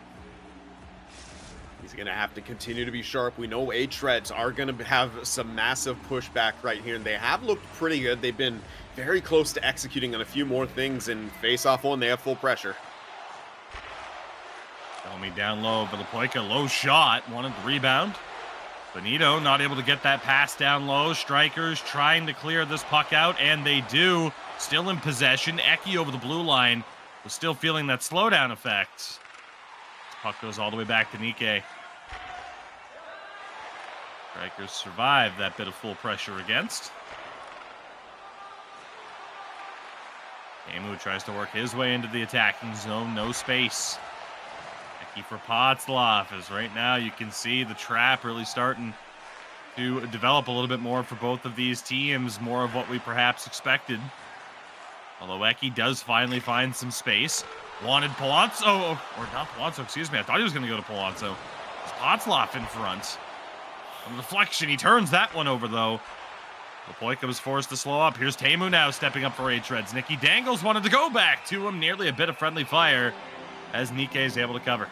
Yeah, seeing some kind of dangerous moments right here as Juanzo actually almost got caught on that transition as well. Thought about a hit at the blue line, tried to adjust, and kind of got beat to the outside right there. And a bit of a mistake from Potzloff trying to force that pass to the point, which created that transition. So a little bit more care with the puck needed from Straikers here because, you know, hREDS can do it all. They're a great transition team. What race for the puck? Pika Roger was just out of stamina at the end of that. Otherwise, may have very well gotten that A-grade chance. Penalty called here against Straikers. As hREDS may just be going back to the power play. We'll see if they can score here. Extra attacker is out as they're forced back to the neutral zone. And miscommunication there, perhaps, but indeed it is hREDS to the power play. We'll get another look at the infraction. It's Juanzo headed to the box, and it was actually for an interference. I thought it might have been. It looked like he had a bad poke a bit earlier, and I thought he might have tripped someone up a little bit, but yeah, it's that secondary going for the puck carrier, and your animation hits the guy behind you. We've seen that a few times now in the playoffs, and can't feel good for that to happen. It's not necessarily a bad play, but you got to kill this off. You know, I just had the thought, as Teemu keeps that one in, I would love for the rules to be able to be customized within this video game, to have a defined set of playoff rules so that you can get away with just a little bit more, and maybe stuff like that isn't quite a penalty, I think that'd be a lot of fun. But hey, dream scenarios. Or outright customized penalties so we could take away the RNG penalties. That'd be pretty fun too. But unfortunately here for hREDS, not able to get much going on this power play. 20 seconds left to work with. As Ekin, able to steal it away, doesn't quite have the getaway speed from Domi. But what a kill there for Straikers. hREDS just never able to get out of first gear. I mean, picture perfect, but here comes the forecheck. Straikers got to be careful navigating this if they do so. As Ekin, he's onside, rips a shot, but a great block there with the defensive skill stick. Then just 5:10 to go in the second period. This game's flying by. It really is, and that was a really pretty zone entry coming out from Straikers. Tic-tac, fast passing right there laterally to be able to break that puck in. They didn't get anything from it, but that looked like it could have been disastrous in a counterattack initially. Here's Benito now at the point. Golden helmet wearer for his team. Signifies team leading scorer, and a pass off the mark there will send hREDS all the way back to their own zone. A lot of movement here to try to find space. Straikers not giving them anything on that zone entry. They're doing a really good job patrolling the blue line here. I would still like to see them stay aggressive. I think they still have a good mix of forecheck and trap, though. Potzloff couldn't connect with Ekin. Under 2 minutes left now in the period. Nikki Dangles fires one to the open corner. Straikers will recover. Going in for Pico Roger. They drop it back. Palonzo, a little bit of trouble. hREDS back in control. Again, only momentarily. Domi finds it. Benito chips it to the corner. 8 seconds left. Pico Roger over the blue line. Flyer Kungen, and a huge save by Finsere. Near the buzzer as Straikers nearly took a 2-goal lead into the third period. I mean, that's just how good, and how flexible this team is. We see it on display all the time, and that one in particular, Flyer Kungen, pinching up at the perfect time right there, getting a heck of a good chance on net, but a huge save from Finsere, who has been called upon to make quite a few pretty big ones here against Straikers. I mean, there could easily be another goal on the board for Straikers here, but Finsere has come up pretty big on a few different occasions here, and in that second period, started with that power play, really. Just hREDS having all kinds of trouble getting into the zone. They had some decent time on attack, but oddly, they're not really shooting the puck as much as maybe we've been accustomed to seeing them do throughout the course of this season, and particularly in that first round of the playoffs. We get a look there at Straikers one more time. They are perhaps 20 minutes away from taking game one in this best of 7. As we continue on here, third period. Ready to begin. That was a 1-0 lead for hREDS early on a power play goal. Straikers scoring the last 2 to grab the lead. Nearly found that insurance goal at the end of the second period. Benito down low, rockets one all the way down. Almost looked like a little bit of trouble for Finsere there. Would have been nice to get a full view of that, as again, hREDS still struggling to gain the attacking zone. Straikers doing a good job of dictating the pace now that they have the lead. Temu for Nikki Dangles. Benito sends it down to Lapoika. Good movement here, but can they find a shooting lane? Temu couldn't walk the tightrope. hREDS have to reset. Benito trying to hold on here. Roger bumped, but gets the pass for Ekin. Now Potzloff. Does he have the speed? Potzloff has it poked. Gets it back down low. Goes to Palonzo at the point. Quick give and go.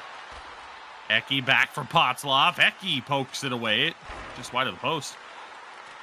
Step up by Flyer Kungen to keep it alive. Only momentarily. Frantic pace to this one. Straikers still up by 1. Here's Potzloff. A little bit of space to work with. Back for Flyer Kungen at the point. Now down low. Piku Roger weaving, nearly found the pass to Ekin. His vision has been on full display in this one. Ekin and Flyer Kungan trying to keep it alive. hREDS can't get it out of their own zone. Wraparound bid doesn't go. Puck still loose. Benito finally able to corral it. We're already halfway through the third period. hREDS still down by 1. They've really struggled to get zone time. Teemu can't get that shot on goal. Ekin able to get it up ahead now. Piku Roger. Down low. Finds Ekin again. Good hit there, though, by Teemu. Villapoika goes down. And that is the break that hREDS needed. They are off to the power play. I mean, that's exactly what they needed there. Strikers with good amounts of zone time really seeming to put the pressure on, and it's a mistake on the transition right here by Flyer Kungan, who not quite squared up enough to get that poke check off, and maybe against the boards like that, you like to see him try to body the guy, close off the walls right there. This is a massive opportunity for hREDS. They have to figure out a way to capitalize. Good start here as they have possession off the draw. Again, another chance as they try to get that shot through, and a good clear here by Potzloff. Piku Roger in a race for it with Domi, who is able to track it down. Benito, big burst of speed, centering feed. Villapoika the shot. That one stays out. Domi wasn't able to get that feed over to Villapoika. Potzloff tries to clear and does. Teemu with 30 seconds left on the man advantage. Nicky Dangles back to Teemu. Benito is poked away. Back to 5-on-5. Teemu, Nicky Dangles, great save, and another one! As Nikke looked down and out, but makes the save. Straikers maintain their lead. I mean, that first save was good enough, but the second one down, on his back, essentially, still making the save right there. That is huge from the Strikers netminder, something that they needed in that moment, and he delivered. As we said, that save percentage not exactly indicative of his skill level. hREDS, full pressure here, though. Flyer Kungan has possession, tried to go to Ekin, a bit too much of the pass. Benito, the low shot, kept out. As hREDS able to regain possession. They still have full pressure to work with. Teemu, the shot save. Rebound, Villapoika couldn't sweep it home. Domi now for Benito. Nicky Dangles, he scores! As hREDS finally able to find that pressure, they have the tying goal. It's 2 apiece. That was just relentless coming out from hREDS right there. They simply wouldn't give up, and Strikers had a lot of trouble getting that puck out of the zone. I maybe would have preferred to see them just even take an icing in that situation, but they're trying to break it out, and hREDS just pounced every single time. They just pounced all over him with that, stat advantage from the full pressure. They've got the tying goal. Heck of a passing play. We're right back to square one. He was a goal a game in the regular season, despite being limited to just 10 games. Only had 1 goal in the opening round. But Nicky Dangles, a big goal here for hREDS. Sees this game tied up. Here's Piku Roger has it poked. Ekin shot blocked. As we hit the final minute, here's Teemu over the line. hREDS trying to steal this one. Ekin, feed bouncing around, finally settled down here by hREDS. Domi trying to find space, finds Benito. Benito for Villapoika, cross in that one. Great look again for Nicky Dangles. One more chance here for Strikers in the final 9 seconds. Poked away. Sin mentioned it before we got going. Surprise, surprise. Overtime in game number 1 as 3 periods were not enough to decide a winner. Yeah, well, It is Marathon Monday, Tugi, and this this match between these two teams always has the potential to go the distance here. But with how aggressive they've both been, because you have to be really in NHL 24, and the amount that we've really haven't seen a neutral zone trap game play out for longer than maybe 5 minutes or of game time, maybe about half a period, and the rest of it, I mean, they've been getting some chances here. Look at this save. I mean, and somehow that pass getting through. I'm not too sure what they're looking at. Oh, off of the skate, actually. I thought it was saved on that play, but it goes off the defender's skate. Good positioning. Here we go. Overtime about ready to begin. Sudden death rules, of course. Next goal will decide who has the series advantage heading into game 2, which again comes up immediately after the conclusion of this game, and an early icing here against Straikers. Really kind of unfortunate play right there. This is an attempted pass, and it rockets all the way down, and with the face-off battle that's gone on, this is a really, really huge opportunity for hREDS and Benito, who's been fantastic in the circle. Wins it clean off the draw. DDD, Teemu the low shots. Save there by Nikkei as hREDS finally hit double digits in terms of shots. Sim, we talked about it. They had just one shot, but one goal through 20 minutes. Yeah, and that was kind of interesting. Something we didn't necessarily expect. Oh, that's great for Straikers. They needed to get that one out. They got a good amount of rebound control from Nikkei. Anytime I'm seeing that shot being taken from Teemu, I get scared because if there's a rebound, you know Villapoika's right there for it. Here's Potzloff. Had no one to go back to. hREDS now stepping up. Domi, the big burst of speed, has it knocked away. As Ekin didn't like what he sees, drops back for Flyer Kungan, who's bumped off the puck. hREDS again able to gain the zone. Mickey Dangles down low in the corner. Sealed out by Pawanso. Straikers back in control. All it takes is one mistake, one lucky break. Maybe a combination of the two to find the winner. Teemu down low here for hREDS. Good set of passes here as they gain the zone. Villapoika tried that outside move.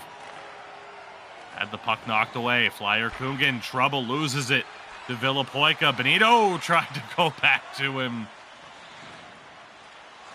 Benito talked about it, the individual skill and how much of a difference maker that can be depending on who it is. And when you're talking about the 10 skaters that are out there, the individual skill is there for every single one of them. Pico Roger down low. Trying to hold on. Had nowhere to go. They win it back, though. Pico Roger again. Alonso to Flyer Kungan. They continue this low effort. Trying to find the space. Deflection there. They wanted it. Penalty called here, though, against Straikers. Not quite sure what happened, but hREDS will be going back to the man advantage. Long change, but the goalie's out. Loose puck, they score! It finds its way to a dangerous area. Nicky Dangles was there. He tied it earlier. He wins it in overtime. hREDS take game 1. Let's get another look at it.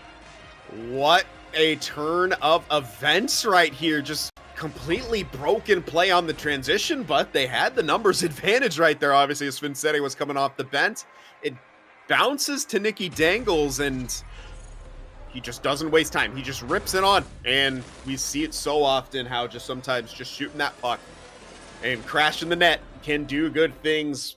That is a heartbreaker for Straikers, giving up the lead in the last 5 minutes of the game and then losing it in overtime after a really good chance on net as well. And I'm going to assume that that delayed penalty was battling for the puck in the slot and someone took an interference call. Just with how that play developed, that just seems like the most logical of occurrences. But at the same time, that was too many penalties for Straikers in that game. They gave too many opportunities for it to hREDS.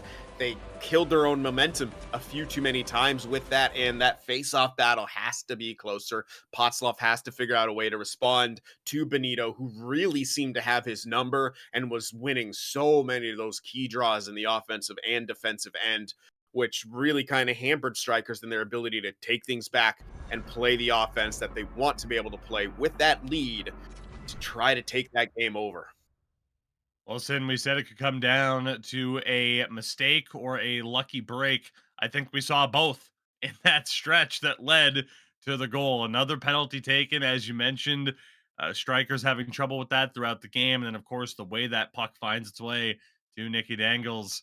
A little bit lucky, more than likely, but right place, right time for him as well. Had the reaction time to put that puck past Nikke. But with that, Sin, we'll get ready for game number 2. And as mentioned a little bit earlier on, it was our colleague B Major who was able to get word with Ekin before the start of the series. And I'm really intrigued to see what he had to say now that we've seen game 1. Maybe some things have changed a little bit. We'll see. Let's throw it over to B Major now.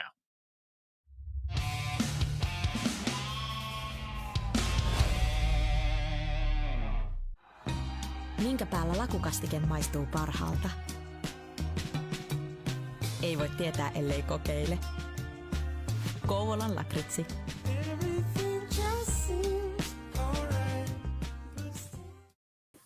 I'm here with the one and only Ekin from Straikers. Ekin, thank you so much for taking the time to talk with me today. No worries. Absolutely, man. So obviously we're going into this big semifinals, and it feels like every time I'm talking to you, your team is facing off against hREDS in a playoff series, this time with a trip to the finals on the line. What are your thoughts on this series heading into it? I think it will be a really close one. We need to improve a lot on what we showed in round 1, even though on one that played really good in my opinion. But I think we still could have made it a bit easier on ourselves. And Red is an interesting opponent. They've obviously won multiple ECLs, but they haven't won it in a couple of seasons now. And this year, Nicky Dangles, their right wing, was in the army for most of the season. So yeah, we haven't really played them at with the lineup they currently have. So yeah, I'm excited for the series. Yeah, and I know that the lineup was a little bit different in the regular season when you guys played them compared to now, but this is the 5th time that you'll see this group in a playoff series with each side winning 2 series against the other. Most of you guys' core have been relatively the same in that point. What do you believe is the biggest factor or difference maker in a series between these two teams? Since forever, first game has decided it all for us. Reds have swept us a couple times when they won a game 1. We have swept them a couple times when we won the first game. I feel like Reds is a really momentum-heavy team, especially in the past when they were a bit younger. I felt like the first game, if they got their confidence going, got the win, things started going smooth for them. And if we got the first game, kind of the opposite. So yeah, I think first game will be everything. But yeah, I doubt there will be sweeps this time. I think it will be a really close series, which will be decided by tiny factors. I'm honestly expecting a 6 or 7 game series. Yeah, absolutely. And, considering how many times you've played against them, there's not going to be too many surprises. So what do you feel like Straikers needs to do in order to win this series and punch your tickets into the finals for a 3rd straight season? First of all, we need great goaltending.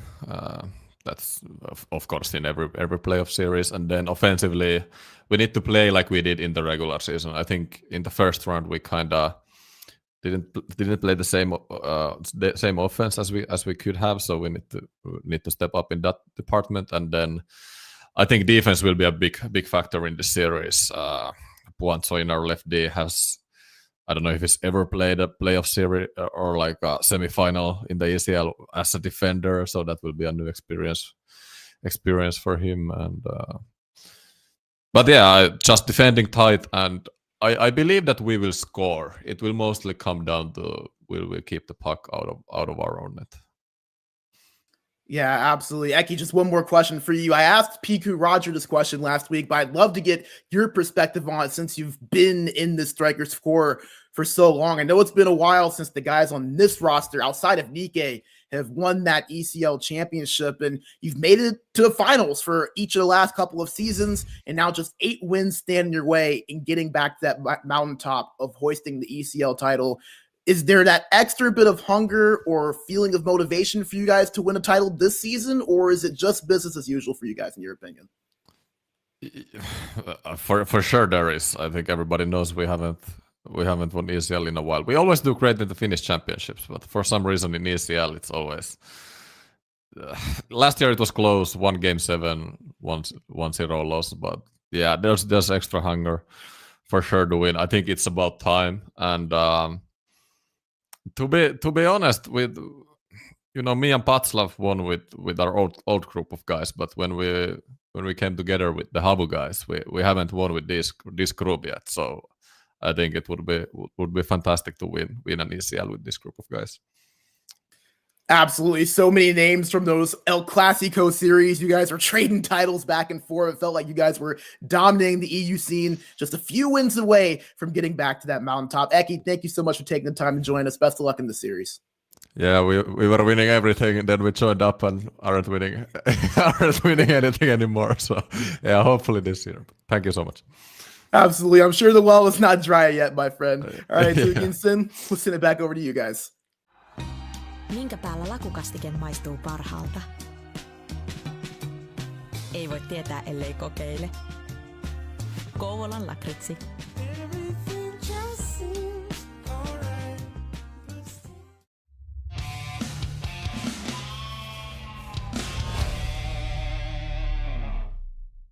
All right, everybody, we are back. A big thank you for sticking with us here at SportsGamer.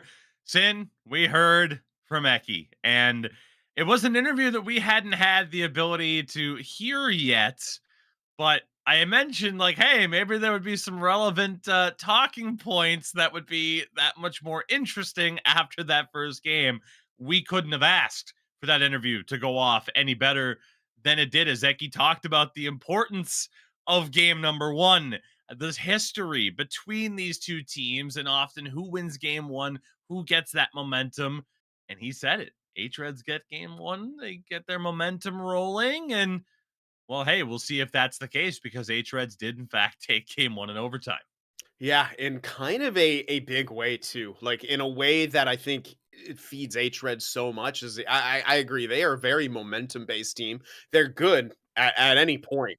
But in that game, I did feel like maybe they weren't quite playing to what they did in the regular season and that first round of the playoffs, right? They weren't quite putting the puck on as much as we, were accustomed to seeing them doing here in NHL 24. And they were looking for more like plays like that, where it was more picture perfect and things. But I think, getting the win in the fashion they did, a late tying goal, and then that overtime game winner in the first overtime period here, is something that I think is going to catapult this hREDS team to that next gear, so to speak. And especially being, Nicky Dangles, such an important piece of this team. And we saw the boost that they got when he came back, from that mandatory military service, and he's the guy who gets it done.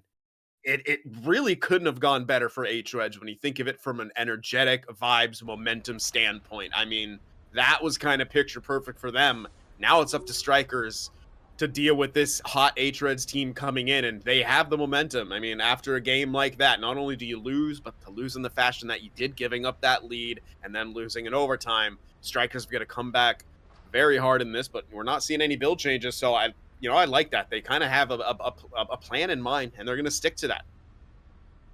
I mean, again, we kind of talk about it here. The penalties that were involved. 3 out of the 5 goals were either on the power play or with a delayed call. That is going to be huge to determine how the rest of this series plays out as we get ready for game number 2. Again, coming up after this, the first 2 games of Vesa, Pompa, and Tunnel Vision. And again, Wednesday and Thursday, we will finish off our 2 semi-final matchups, as by the end of the week, we will know who is going to the championship round. Will it be Tunnel Vision for a 4th straight final?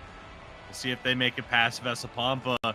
And of course, between hREDS and Straikers, plenty of history between those two teams making it to the championship round. They have to go through one another, though, to get there. It is hREDS with the 1-0 series lead after the 3-2 victory in overtime. Again, they get a late tying goal for Nicky Dangles and then go on to win it.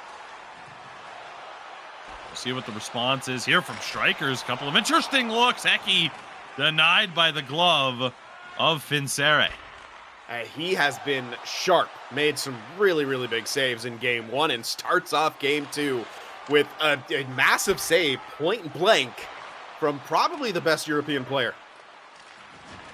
You know, I don't want to call him underrated necessarily in Finsere, given that he, again, won goaltender of the season in one of our last 2 campaigns. But, you know, when you talk about the great goaltenders that we've seen, Nicky Dangles on the backhand.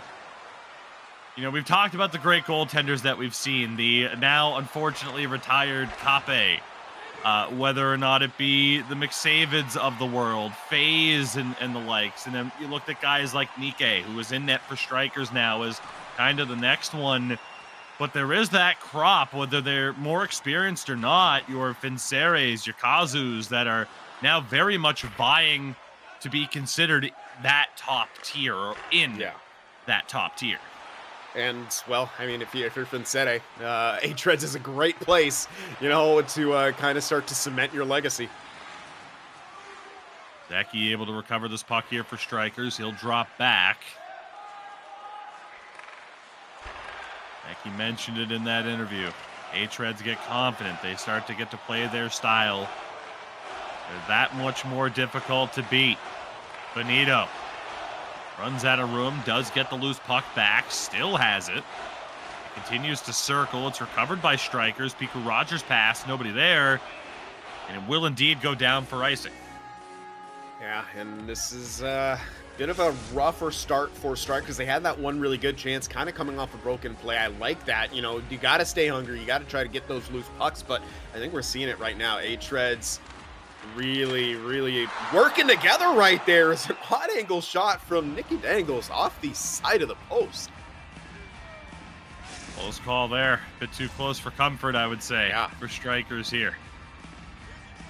Seemingly coming out of nowhere, but it was honestly nearly the spot where he scored the overtime winner from. Ekin in control under half the period left to play. Piku Roger absolutely wiped out on that hit. Nito over the line, has Domi with him. Finds the defender down low, tried the little odd angle shot. Bank it off the back of Nike. Flyer Coogan bumped off by Benito. Centering feed went off the side of the cage. Nicky Dangles tried to go low. Pawansa was there to pick it off. Straikers unable to get things going here. hREDS back in on the attack. Time there canceled out. Piku Roger now, a little bit of space to work with. Can't hold on to it in the corner. Great job there by Teemu, who steps up into the play now. Teemu, the cut, couldn't get the shot off.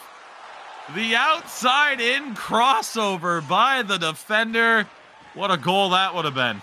It's not so often we see the stride deep coming out, but man, when it works, does it look good. Flyer Coogan in control. Just about 3.5 minutes left in the first period. Here's Potsloff, has it poked away as he found space in behind the defense out of nowhere. And it's taking that individual skill to find space. Nicky Dangles unable to bank it off the back of the netminder. Yeah, things starting to open up right here. I still can't believe Potsloff had that puck knocked off of him. I thought for sure he was getting a shot on goal. Ekin, great pass up ahead. Potsloff, Piku Roger, and they score! I didn't think the pass would get through, but it does. And Straikers are on the board to start off game 2. Yeah, I didn't think he was going to make that pass, especially watching where the defenseman goes. But here's that early pass. I love the early pass when you have a 2-on-1 because it opens up so many different possibilities. You know, the defender can't sit on the pass back necessarily. He's going to in that situation for sure. He's going to kind of play that, but he has to shift back. And that's a lot harder as a defender to be able to adjust to. Oftentimes you give the big shooting lane up, but in that case, Nico Roger had the big shooting lane and said, no, I'm passing to Potzloff anyway, and he just willed it through, and Straikers strike first. Another big goal for Potzloff. 6 seconds left in the period. Straikers would love to double up here. Nico Roger, shot, rebound out there that Benito was able to track down. Straikers on the board through the opening 20 minutes. We'll get another look at the goal here for Potzloff. Yeah, I'm really, really curious to see the positioning of,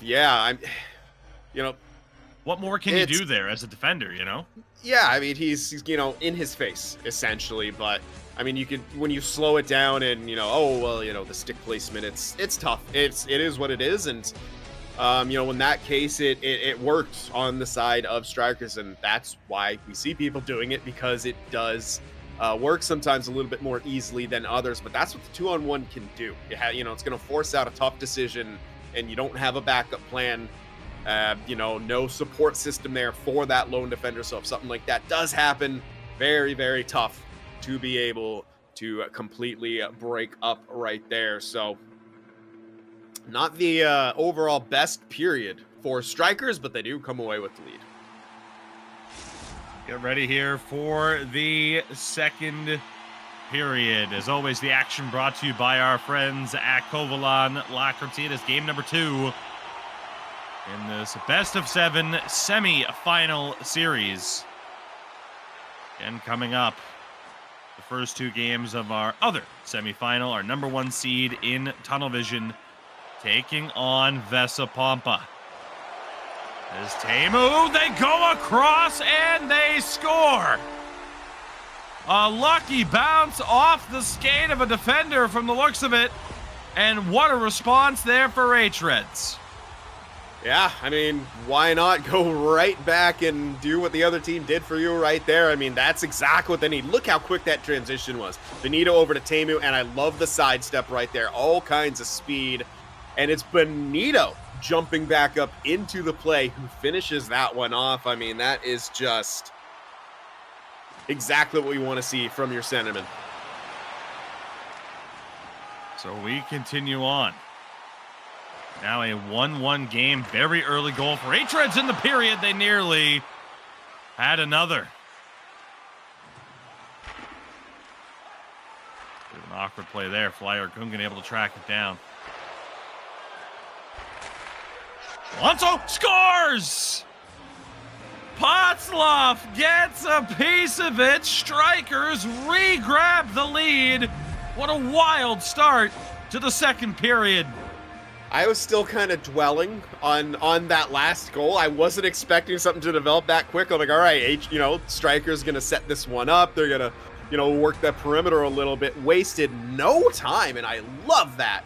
Coming out from Puanso right there, finally using, that big tipper more from the point. Not even, maybe trying to score right there, but, throwing that one on so Potzloff can get the deflection on it. Straikers jump right back in front.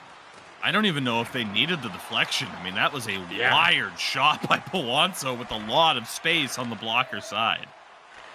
Well, I feel for Puanso when I have someone with a gold big tipper taking away my goals. You can relate, huh? Yes. As Teemu trying to win this one back in the corner, and he does. Straikers back on top by a goal, offsetting the early goal from hREDS. We continue on. Again, game 1 went to overtime. It was 3-2, the final score. For hREDS in that one. Nico Roger in control. Now it's Ekin. Looking low, shot, wanted the rebound. Played perfectly, though, by Finsere, but a really good look from Ekin.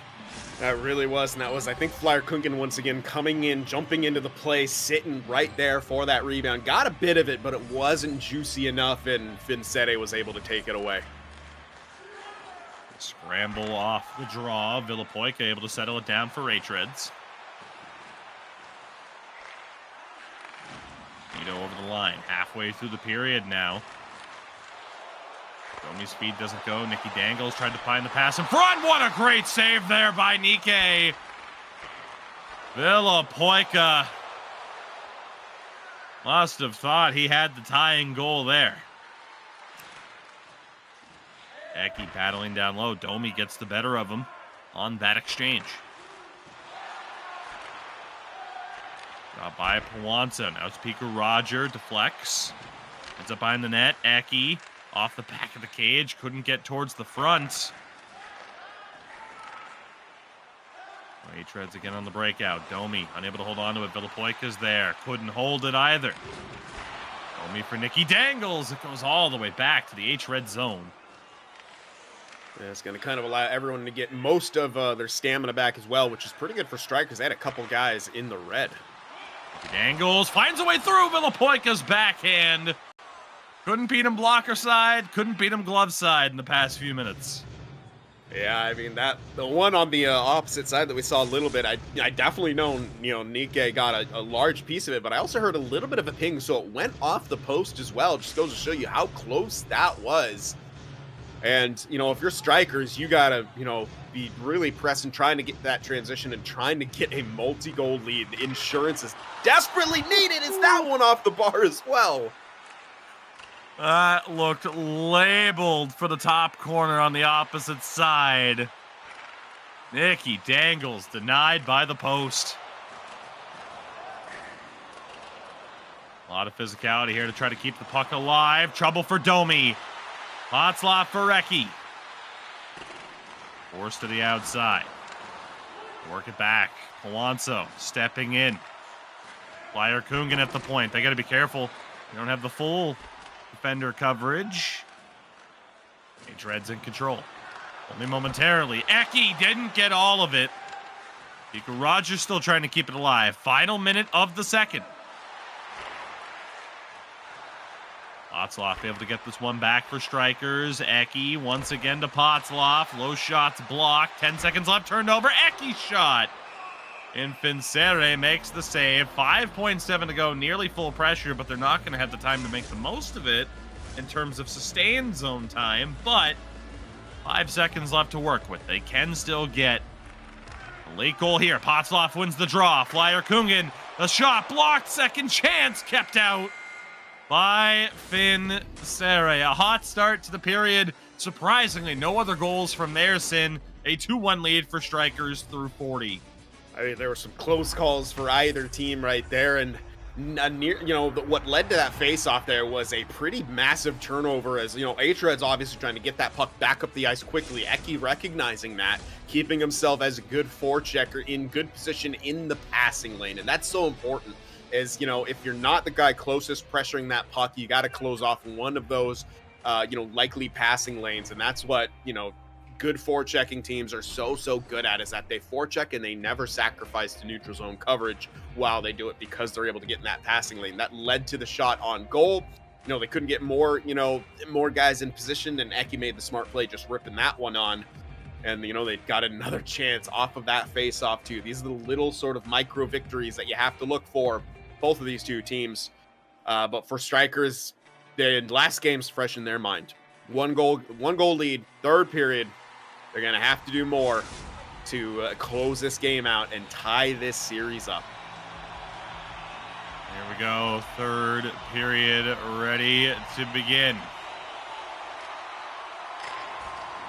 And we'll see the conclusion of this series on Thursday.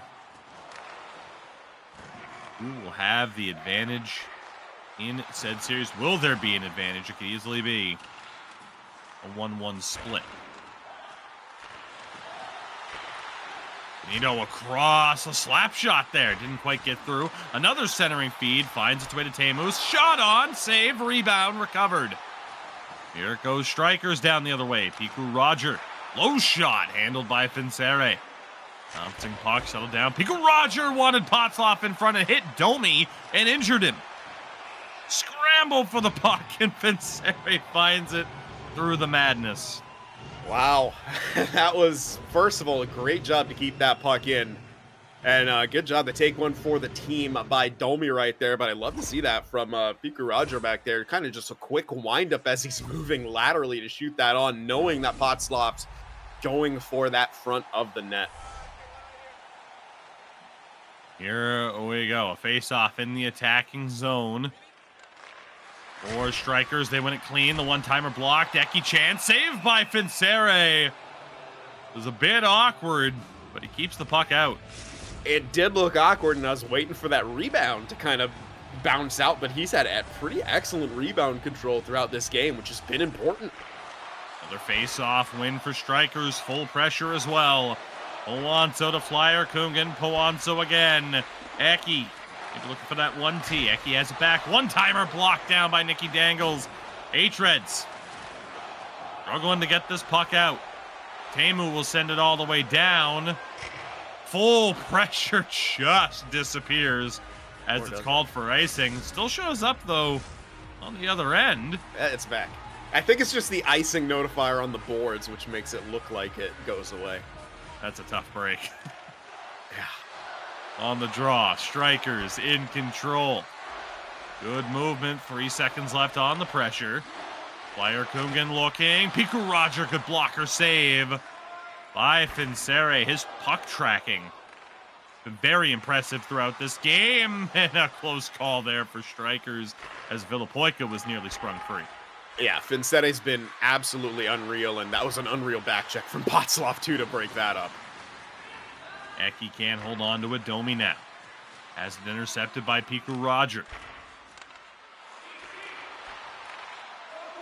Flyer Kungan. Go back to Ekin. Penalty called here against hREDS. It happened in the scramble along the blue line.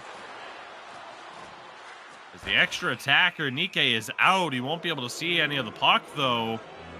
And this is a big penalty sin. Look who's off to the box. That is tough. Benito, the centerman, sitting for 2. And this is the opportunity that Straikers, they have to go for the kill. They have to smell blood. But we know something that hREDS love to do, counterattack on the PK. That's another thing Straikers have to be careful of, particularly when passing to the point. Off the draw, Straikers in control. Flyer Kungan's passed, open space, nowhere to go. And hREDS able to clear it out off the mistake by Powanzo. Nicky Dangles trying to make a play on it short-handed. He's going to get caught way down the other end of the ice. Does get back, though. Powanzo for Pico Roger. Deflection bid there. Good stop once more by Finsere. Potzloff trying to hold on. Finsere finds it and covers. Yeah, I'd like to see a little bit more decisiveness from Straikers, particularly a little bit from Pico Roger right there. He's getting pressured a lot, and one of these times, Teemu's going to lay him out and get that transition going for hREDS. Alonso for Flyer Kungan. Ekin, they haven't really been able to unlock the 1T for Ekin. Full pressure here, though. Flyer Kungan ripped one. And another one-timer there was Ekin, but he couldn't pick the corner. Finsere kept it out. Oh, he must be looking skyward after that. What a give and go between him and Potzloff right there, and somehow doesn't find the back of the net. That's an end of the penalty. 2! Oh. Ow! Another glove save. I mean, these shots are coming so quickly off of these face-offs here. Stepping on your toes quite a bit, but my goodness, they're letting it fly. Man, if you look at anybody that you'd bank broken stick there for Powanzo. Straikers just trying to maintain possession until he gets back, and he does. If you were to look at anyone to be able to score on one of those chances, it would have been Ekin. That one off the deadwood, I think, of his own broken stick. Alonso back for Pico Roger. Bumped off the puck. Mickey Dangles has it. hREDS now under 5 minutes left to try and tie it up here in game 2. Ekin looking. Potzloff couldn't shovel it home. Finsere doing everything he can to keep his team in it. Villapoika over the line. Has Domi. Let's go back to him. Mickey Dangles able to recover. Benito in front. Villapoika had it poked away. And a loose puck goes all the way down. Straikers are going to win the foot race. Roger. And some broken glass there on a hit. Results in a stoppage. Yeah, that's a bit unfortunate for Straikers there. They're just about to get that cycle going. But that is, yeah, massive collision behind the net right there. And some gassed skaters on the side of hREDS too. So if Straikers can keep this in, they're really going to take a lot of the wind out of the sails. Off the face-off. Pemu. Kind of bull rush it out of the zone. Domi stepping up across. Villapoika denied again. Domi to Benito. A save again by Nike. Mickey Dangles. That one was all the way through. Benito trying to work with Villapoika. Piku Roger chips it out. It will go down for icing with 23.6 left in regulation. You'll take that for Straikers. That puck had to get out. They had multiple opportunities. They failed to do so. That had kind of gotten them into trouble in game 1 right there, so just take the breather. Well, I'm not surprised, but you could argue an extra attacker might have been useful. hREDS can't maintain the zone, but they do get it right back in. Benito tried to go across. Off the pad, Villapoika scores! More broken play success for hREDS. They tie it in the final 30 seconds. Heartbreak again for Straikers. They just cannot close this team out, and it's tough when you only have a 1-goal game. hREDS, they are one of the best teams at scoring late goals. I mean, obviously we saw Straikers do it quite a bit in that first, quarterfinals series, but man, oh man, does that one hurt. 8 seconds left here in regulation. Strikers have to be careful the final few moments. The shot saved by Finsere at the buzzer. 2 games, 2 overtime, 60 minutes again. Not enough extra hockey to be played between these two clubs. Yeah, I know. I mean, the way Finsere has been tracking these one-timers, I'm actually kind of curious to see if Strikers start changing up some builds right here, getting a few more elite edges out there, or some other things. I don't think they will. I think they like the style, and they've been getting some really good chances, and I do think the goals will come, but man, oh man, has Finsere been really, really solid. Once again, he's a big reason they go to OT. Obviously, hRED's skill to tie things up and, get those chances late and find the breakthroughs when they need them have a lot to do with it. But, if we're not talking about a win in Game 1 or OT in Game 2, if Finsere doesn't make some of the saves that he makes on these one-time opportunities. Here we go. Overtime coming up in game number 2. It was a 3-2 overtime win for hREDS in game 1. It will be another 3-2 finish. Question is, who will get that next goal? Straikers aggressive here on the forecheck. They turn it over. hREDS trying to get this puck out. They do. There's Benito for Villapoika. The dangerous moment in front there. hREDS have thrived in those broken play situations, being in the right place at the right time.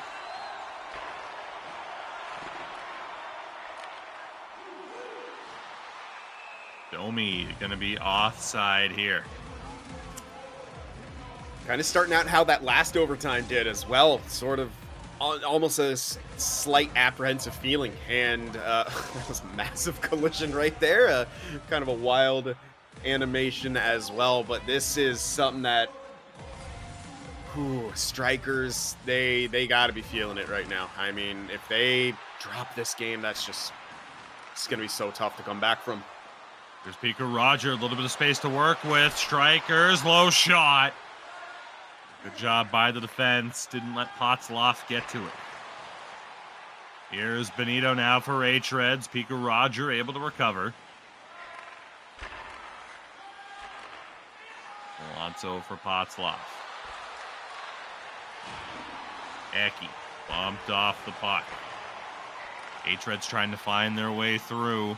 Nicky Dangles has it go low. Straikers in control as hREDS will back off. There by Villapoica utilizing the boards. Now Benito for hREDS.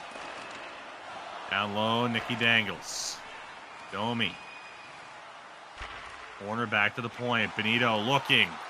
Pass, nobody home. Teemu able to step in. Can't get a shot off. Pico Roger trying to break through. Has Ekin. Back to his wing partner. Now to the point for Polanco.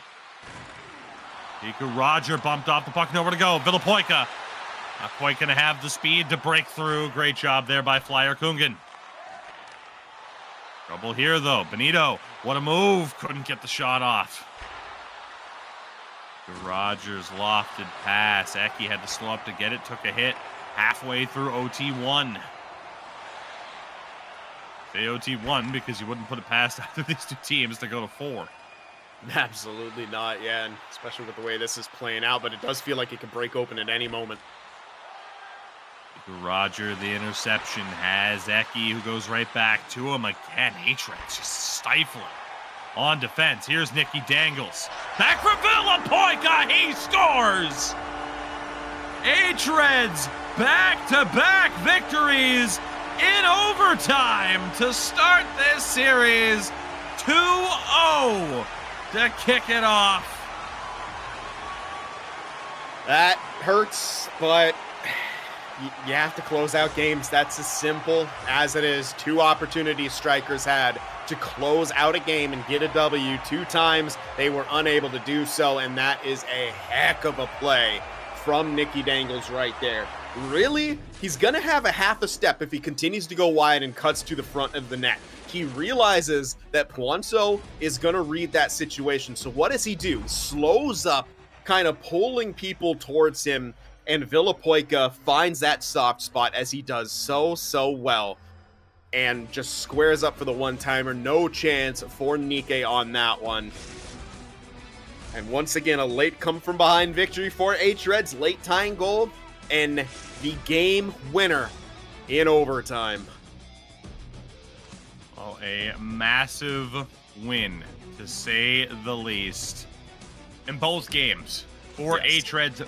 Back and forth throughout, but it is hREDS up 2-0 in this semifinals series. As again, Villapoica, your overtime hero in this one, as we get a look there at the final numbers. And Sin, close game. Yeah, I mean, they really both were. And that we knew it was going to be that heading in, and it comes down to who's going to have that killer instinct, who's going to be able to close out games.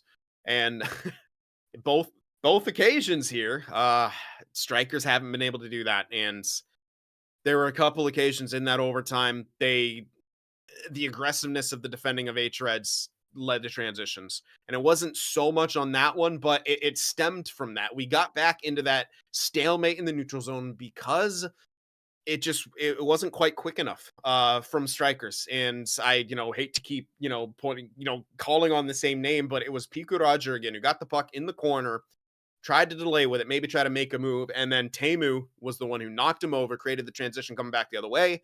It went back and forth a little bit, but after they lost the zone right there, multiple times they tried to regain it. They were bumped at the line. hREDS did their thing. They did their blue line trap thing, kept feeding the counterattack, and eventually that's what led to that, the goal against. So these are little tiny things. They seem so small in the grand scheme of things, but they have an effect on the outcome. And if you're Straikers here, those are 2 missed opportunities. And as early as it is in the series, you could be looking back and saying, we had it and we blew it, because those were 2 very winnable games. If you're Straikers, you give away the lead late and then you lose in overtime, and both of them could have easily been 2-0 or at least a 1-1 split. And if you're Strikers, coming at it today with no wins is, I'm sure they're feeling the same way. It's got to feel unacceptable for them, and most of all, it hurts against a team where it's going to be so hard to win against. Again, we will see the conclusion of this series on Thursday, but it is just one half of our semifinal as we get ready to switch over to Tunnel Vision and Vesa Pompa. We'll be back in a moment to set you up for game number 1.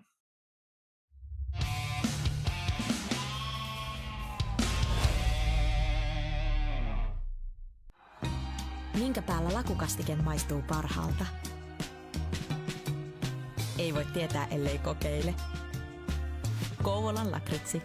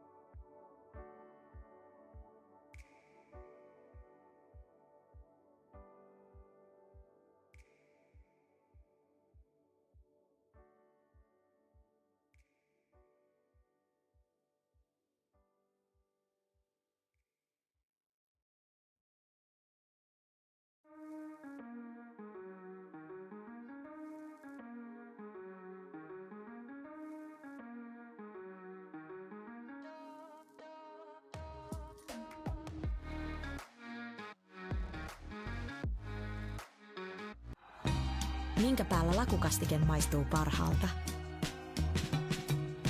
Ei voi tietää, ellei kokeile. Kouvolan lakritsi.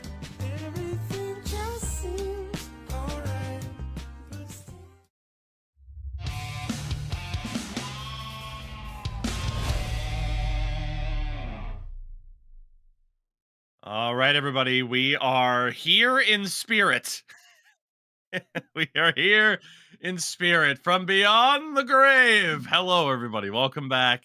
It is good to see you. And it is not Vesa Pompa with the 2-0 series lead. Some technical difficulties. Bear with us here. But Sin, our first series in the books, a 2-0 series lead for hREDS.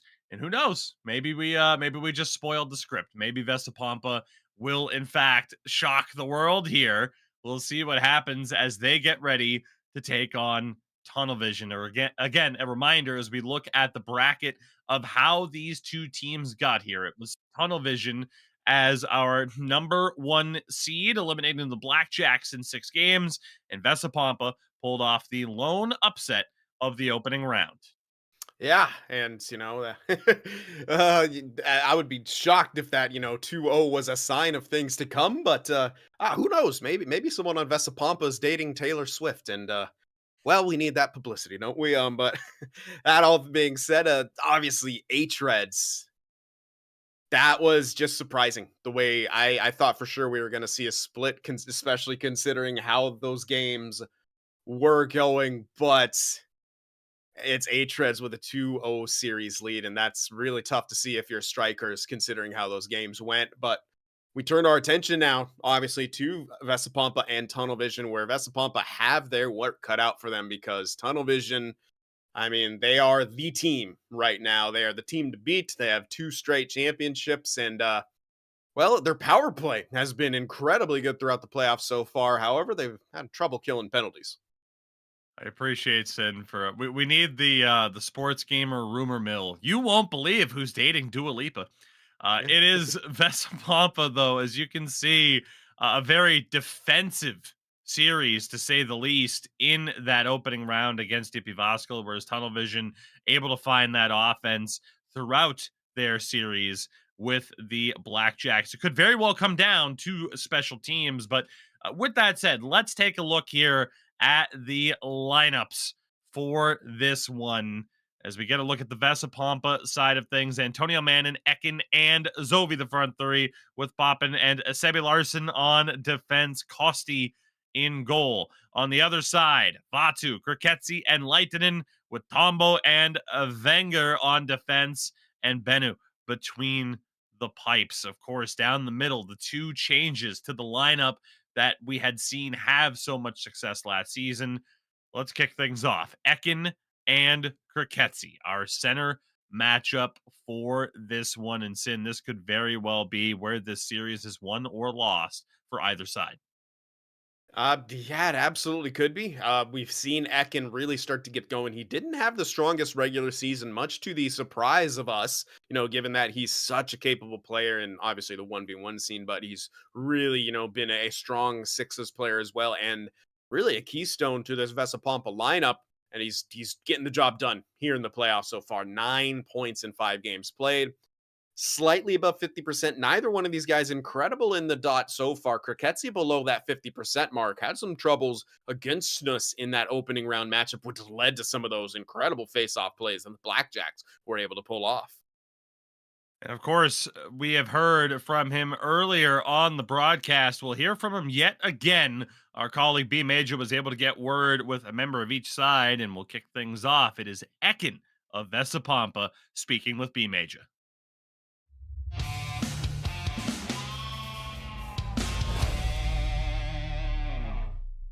I'm here with Vesa Pompa forward Ekin. Ekin, thank you so much for taking the time to chat with me today.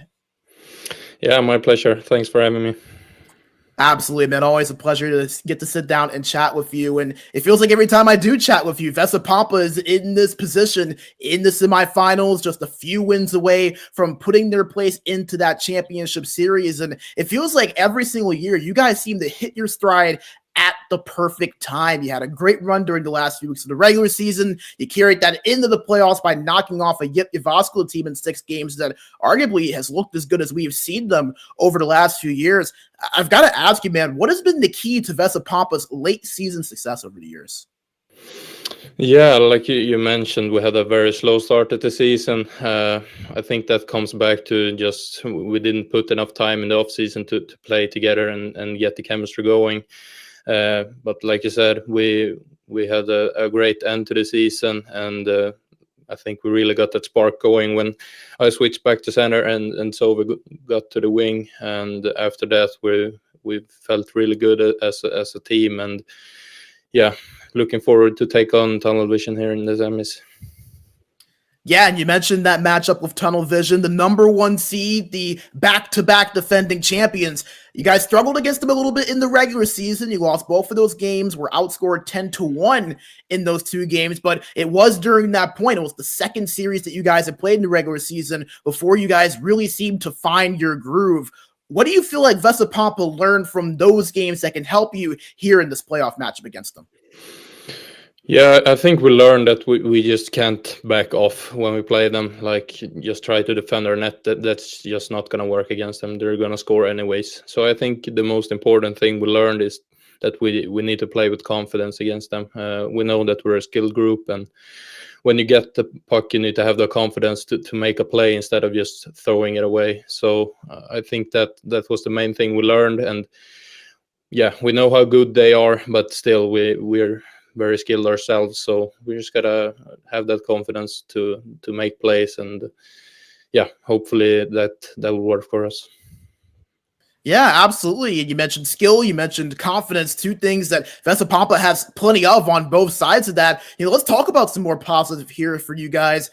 If you had to pick something that you feel like could play into Vesa Pompa's advantage in this series, what would that be and why? Yeah, I think it's the obvious one. We're the clear underdog. I don't think anyone apart from ourselves believes that we have a chance in this series. So I think that's the main reason we really like to have this opportunity to pull off an upset. So I think that's the main thing we're gonna have as a spark. So yeah, hopefully we can make that upset happen. Ekin, just one final question for you, my friend. Obviously, we mentioned it earlier, Vesa Pompa, plenty familiar with this round in the semifinals, lots of experience across the board, you guys in the lineup. I know you guys are plenty familiar of being in this position, playing this level of competition, but you've yet to been able to win in the semifinals, to punch your ticket into the finals.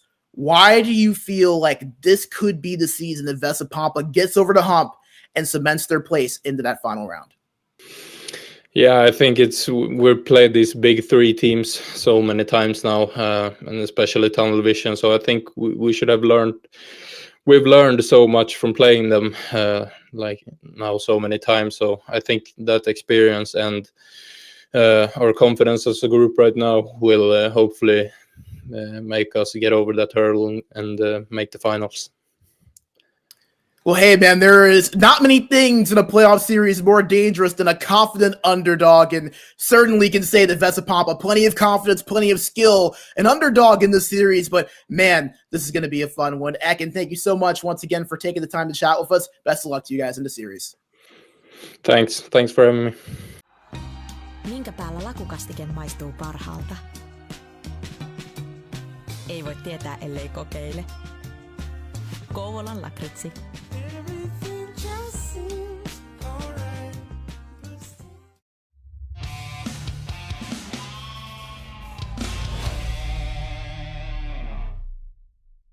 All right. Well, it was great to hear there from Ekin. A big thank you to B Major for, of course, conducting these interviews that we've had throughout the broadcast. And we get a look here at the winger matchup for Vesa Pompa versus Tunnel Vision, Antonio Mannon and Zovi for Vesa Pompa, Vatu, and Leitinen. Of course, the main duo that led Tunnel Vision to so much success last season in terms of the winger comparison there. And again, they're off to a great start so far.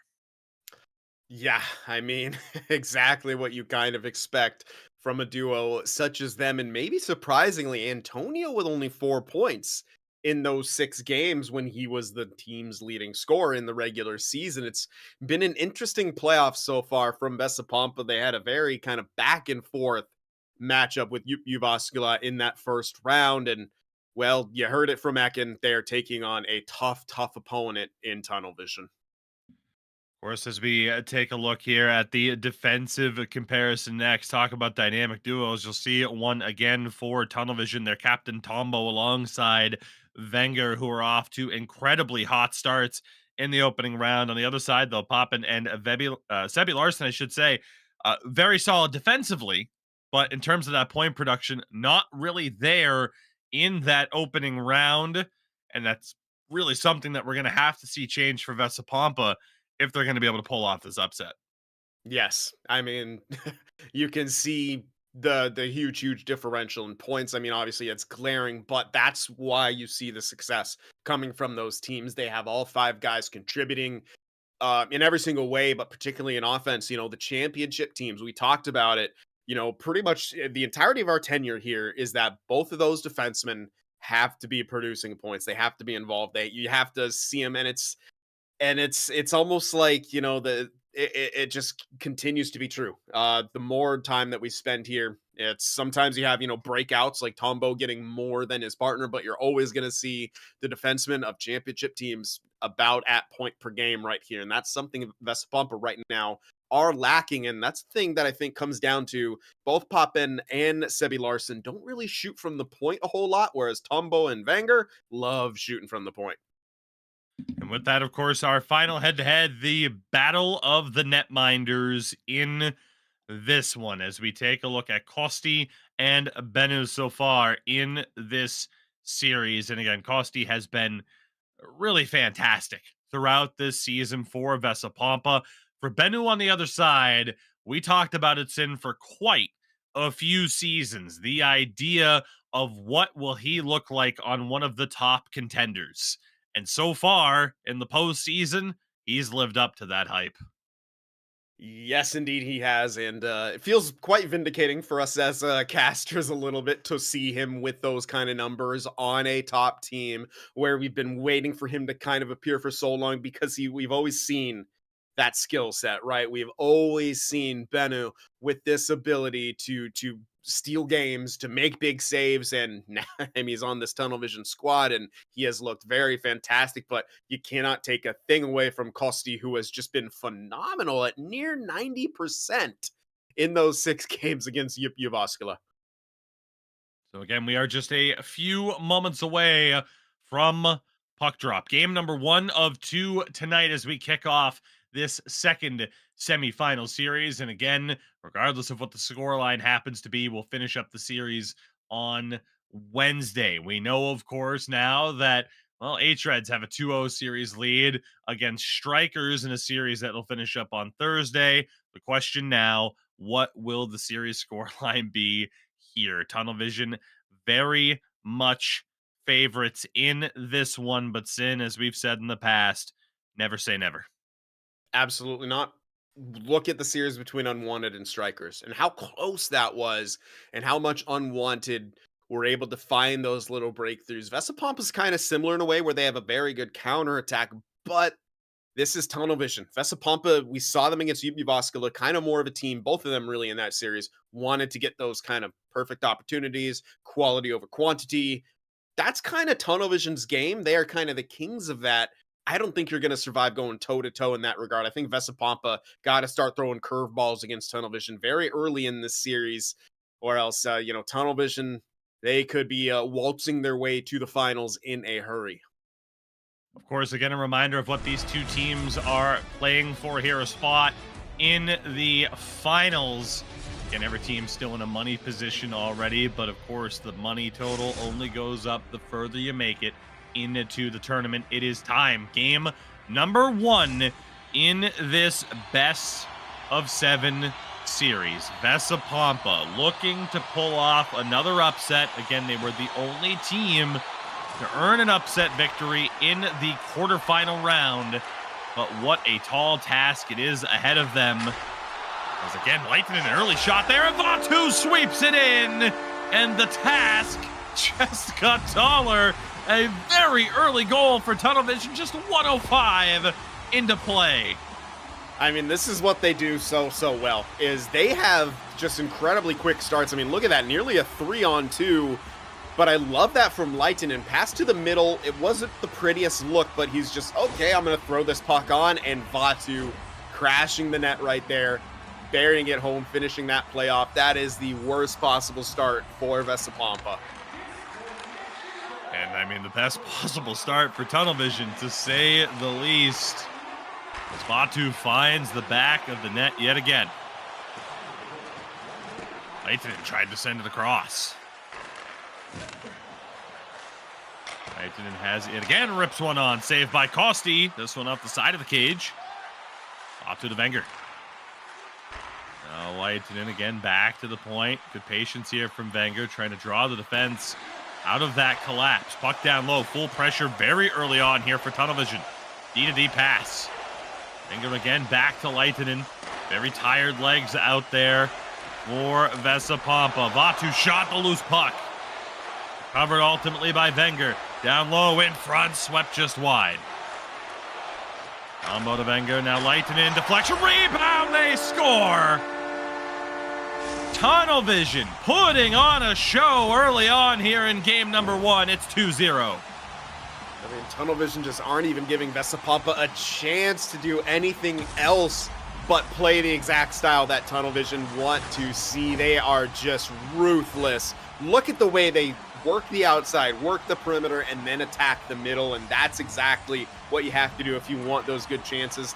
And they're coming from pretty simple plays right there. Pucks on net, clean up the rebounds, and with that full pressure, no chance for Kosti on that one. He was down and out, just gassed. A near worst case scenario start here for Vesa Pompa. They trying to finally get something going offensively, not able to do so. Down 2-0 in this game.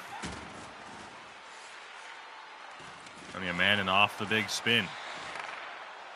Finds Zobi down low. Of course, an incredibly accomplished 1v1 player. Now on a team that's made it to the Final Four here in the sixes scene as well, but again, trailing early. Kriketsi for Vatu, that one. Not sure if it was stopped or off the side of the cage. Regardless, for Vesa Pompa, good thing it stays out. One timer, that one was... Look, it was hit out of the sand trap. He didn't really get all of it. Antonio tried the short side, one of the more sneaky players in terms of those wraps. Vatu for Leitinen. Leitinen short side. Kosti keeps it out. As Kriketsi back to the point. Vatu for Kriketsi one more time. Bumped off the puck. Down low. Kick to the point again. Now Wenger finds Kriketsi. Full pressure again for tunnel vision. Bouncing puck. Kriketsi had a chance to sweep it home. Antonio bumped off the puck. Wenger at the point.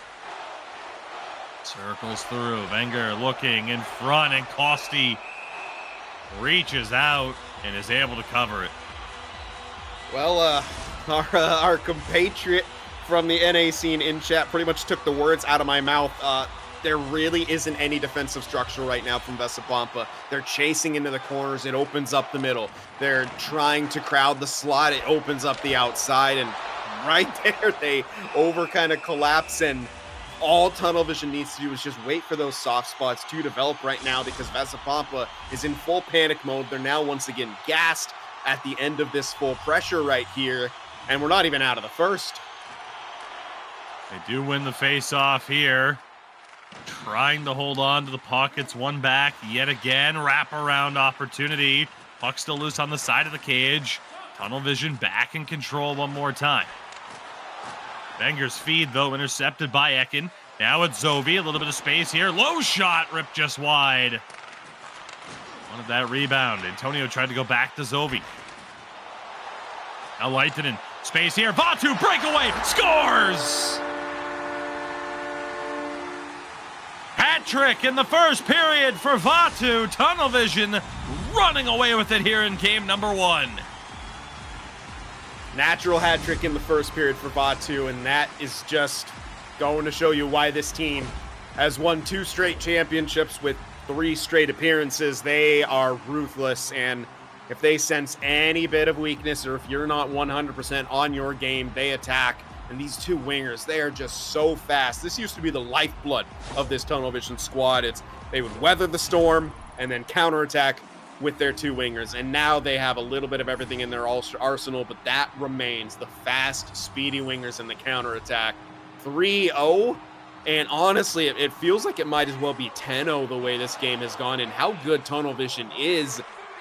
Vesa Pompa are going to be hard-pressed to begin to dig themselves out of this, because they just haven't seemed to get a handle on this game quite yet, and from bad to worse, they take a penalty. Oh, man, indeed. It'll be Antonio Mannin off to the box for tripping. We'll get another look at it. Yeah, over poke right there. I think that's frustration, that's panic, that's just, it's just the symptom of the greater problem here for Vesa Pompa, where they just don't feel comfortable out there. Tunnel vision on the power play. The clock, their biggest enemy right now. 15 seconds to work with. Good cycle. Vatu denied by the glove of Kosti. As the natural hat trick in the period, I'm sure he'd love to make it 4 goals.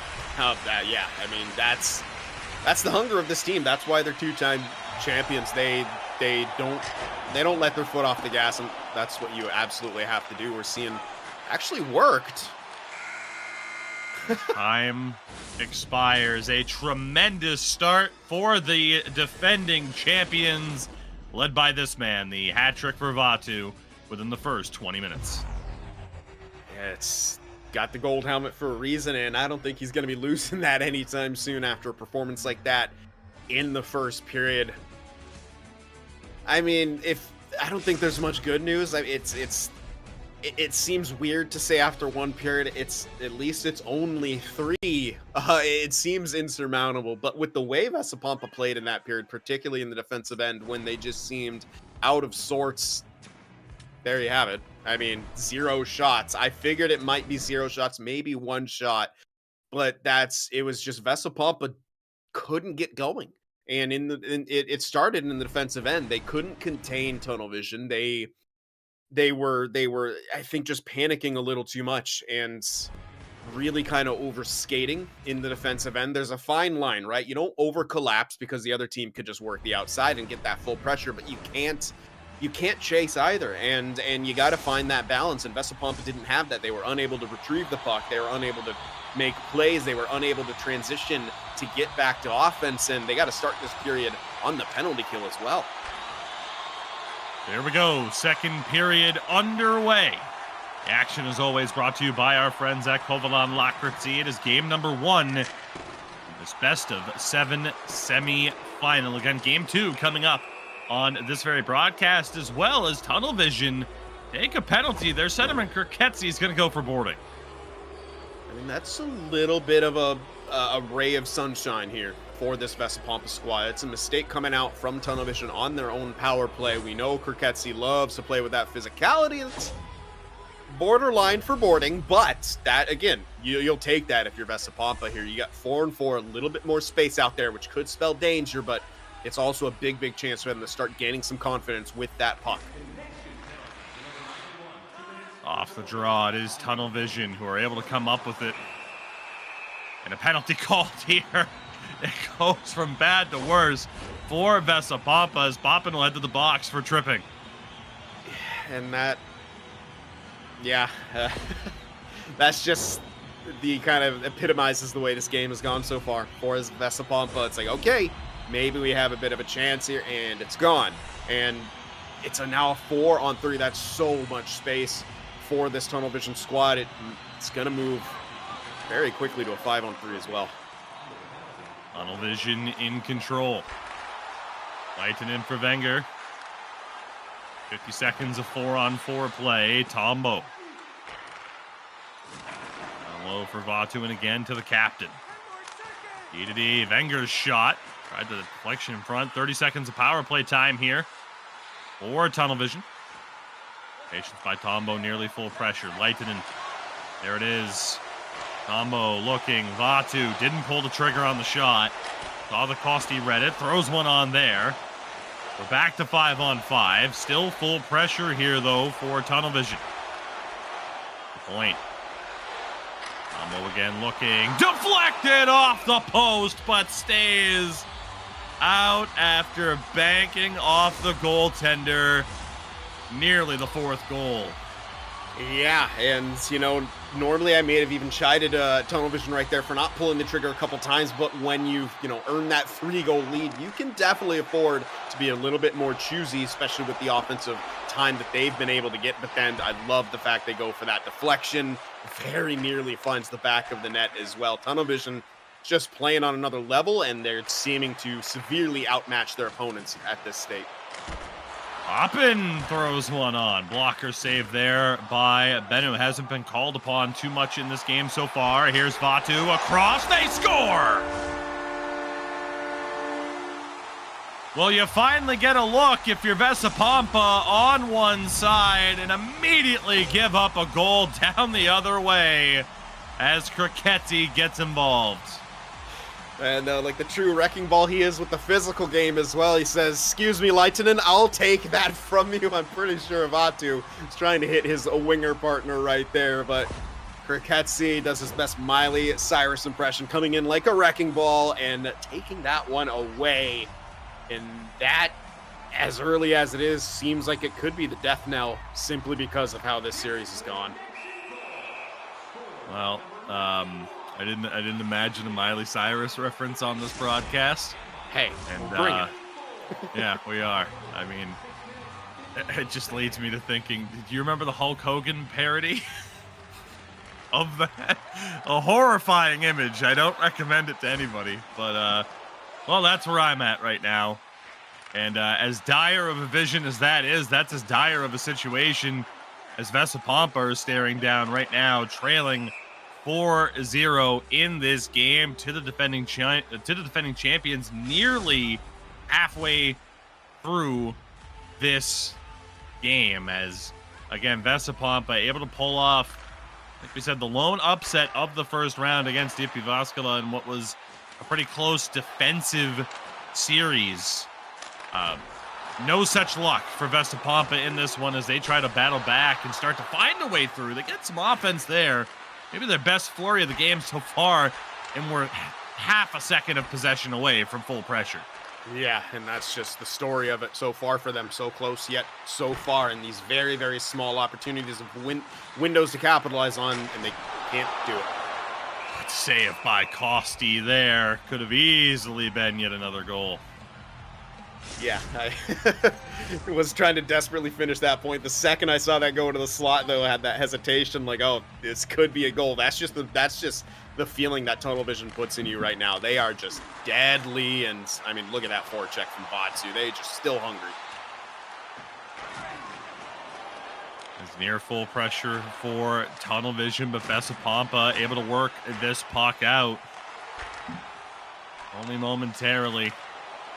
Kriketsi to Vatsu back in front. It doesn't go. They're all getting a front row seat to watching the defending champions go to work, much like apparently Grizz got a front row seat to Jason Kelsey being a madman at the Bills game last night. Grizz, have you finally dried those tears? It's a shot there, and Kosti able to keep the puck out. Speaking of tears, Kosti's got to be shedding a few, just begging his team to get some pressure down the other way. Yeah, absolutely. I mean, there's been so many close calls. Even a shot on the last possession that missed, yeah, well, what do you know? Wide right. The most dreaded words, of course. Aside from maybe foot in the crease, but even a foot in the crease at this point wouldn't help alleviate this pressure. It has been nearly all tunnel vision. Here's Leitinen for Tombo, the shot. Kosti another save. It is a shooting gallery on the Vesa Pompa side of the ice. Pompa will chip it down the other way. Foot race for the puck. Oppin's able to get. Trying to send Vesa Pompa down the other way and just know where to go. Absolutely turnstile. Yeah, I mean, we're seeing a defending champion play like a defending champion right now, and it just doesn't feel like Vesa Pompa was quite ready for this. It's, you know, it's tough to go from playing that series against Jyväskylä. Well, they nearly got a chance right there. Just great defense from, I believe that was Wenger. That center and right D colors, man. Yeah, I mean, hey, it's, you know, it's a shame that there's so limited color options on this earth, you know?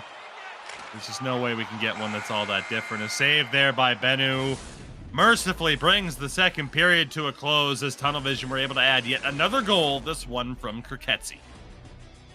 Has once again, it's just an odd man rush that comes from, well, what Tunnel Vision does best, forcing turnovers when they're in their defensive zone, whether it's high in the zone, whether it's low in the zone. They're one of the best teams at turning that in to a scoring chance coming the other way. Perhaps the only team that rivals them in that sense is, surprisingly, as we found out, Unwanted, and how they were able to get pretty much every single goal on that transition against Straikers. But for Tunnel Vision right now, it just seems like they're in cruise control, and their cruise control just happens to be about 5 gears above what Vesa Pompa has been able to bring to the table so far, and that doesn't spell a lot of good news. And honestly, you can kind of see it from the posture right here. I know we only got a few cameras on, and well, Antonio's only about halfway in between. This is just one of those games where you kind of want to throw it away, but it makes that road back so much harder if you're Vesa Pompa. You know, now is the time where, listen, we always end up talking about it, the building blocks, right? And, you know, on one hand, it's true. Like, you need to look for aspects of the game in which you can find success. At the same time, you don't want it to sound condescending because we only talk about it when a team is getting blown out, and that is exactly what is happening here. Make it 5-0 for Tunnel Vision. And that's just one of those goals that goes through when you're a goaltender. You're like, yeah, of course that would also go in. He adjusts quite well. I want to say that puck actually went 5-hole the way it kind of bounced. It may have hit off the pad and gone over. He didn't close off the short side quite enough, but it really seemed like it went 5-hole right there. Good news is, if you're Vesa Pompa, at the end of the day, this is just one loss. But you start thinking about the mental game here now, right? As we're seeing a power play opportunity for Vesa Pompa here, as Wenger going to the box here. But it really, for me, it comes down to the mental war. And Tunnel Vision, they are coming in as a heavy favorites, quite obviously. Vesa Pompa know they're the underdog. They believe in themselves. But does any doubt creep in after a game like this in game one? Here we go. A power play for Vesa Pompa as they try to get something going, but instead it might be a shorthanded bid here. Vatu save, rebound, scores! Short-handed goal for Leitinen. It's a rout in game one. Yeah, mental state-wise, it can't be good for Vesa Pompa. They started off the power play, they looked good, couple quick passes down low, and then honestly, it just seemed like a completely mental mistake. Instead of an indirect pass, maybe off the boards, the man down low tried a direct pass. It was cleanly intercepted by the defender. And then Tunnel Vision just says, okay, let's counterattack. And that is sort of an insult to injury situation right there, scoring a shorthanded goal with a 5-0 lead to make it 6-0. And we know from Tunnel Vision in the past, they're not going to take their foot off the gas. Never. They never do. They never want you to kind of get that positive momentum, no matter how much it might be. I mean, they are they're a boa constrictor. They will not show mercy. They will squeeze the life out of you. And they're doing it here with, I mean, as good of a PK as you possibly could have asked for, a shorthanded goal on top. Yeah, I mean, we've always said that about those championship caliber teams, and here comes Leitinen. Tripped up. Penalty shot. Penalty shot coming up. As we'll get another look at the trip here. It was Sebi Larson who got him. Leitinen. A penalty shot. This game is essentially out of reach. But here we go.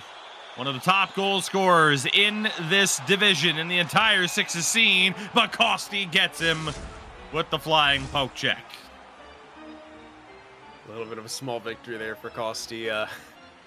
As this game continues to wear on, so if it wasn't for him, it would be double digits in terms of goals already. He has had a pretty solid game. Yeah, 100%. And it's tough for his stats, but it is what it is at the end of the day. Good effort there by Ekin. Still 14 minutes to go here in game one.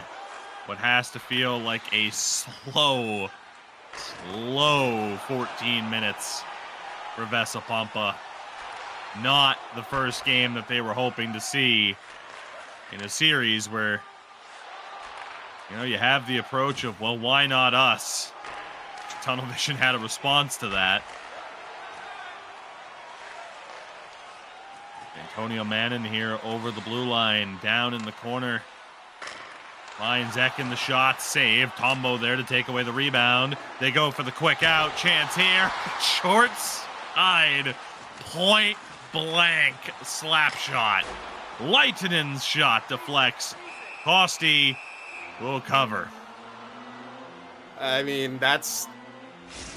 I don't know, call that what you will. Sandbagging, some bad manner, or just why the heck not try it? And why... I mean, if that goes in, how epic does that look, and how bad would it feel if you're on Vesa Pompa right now? I think maybe some Tunnel Vision trying to get some style points here.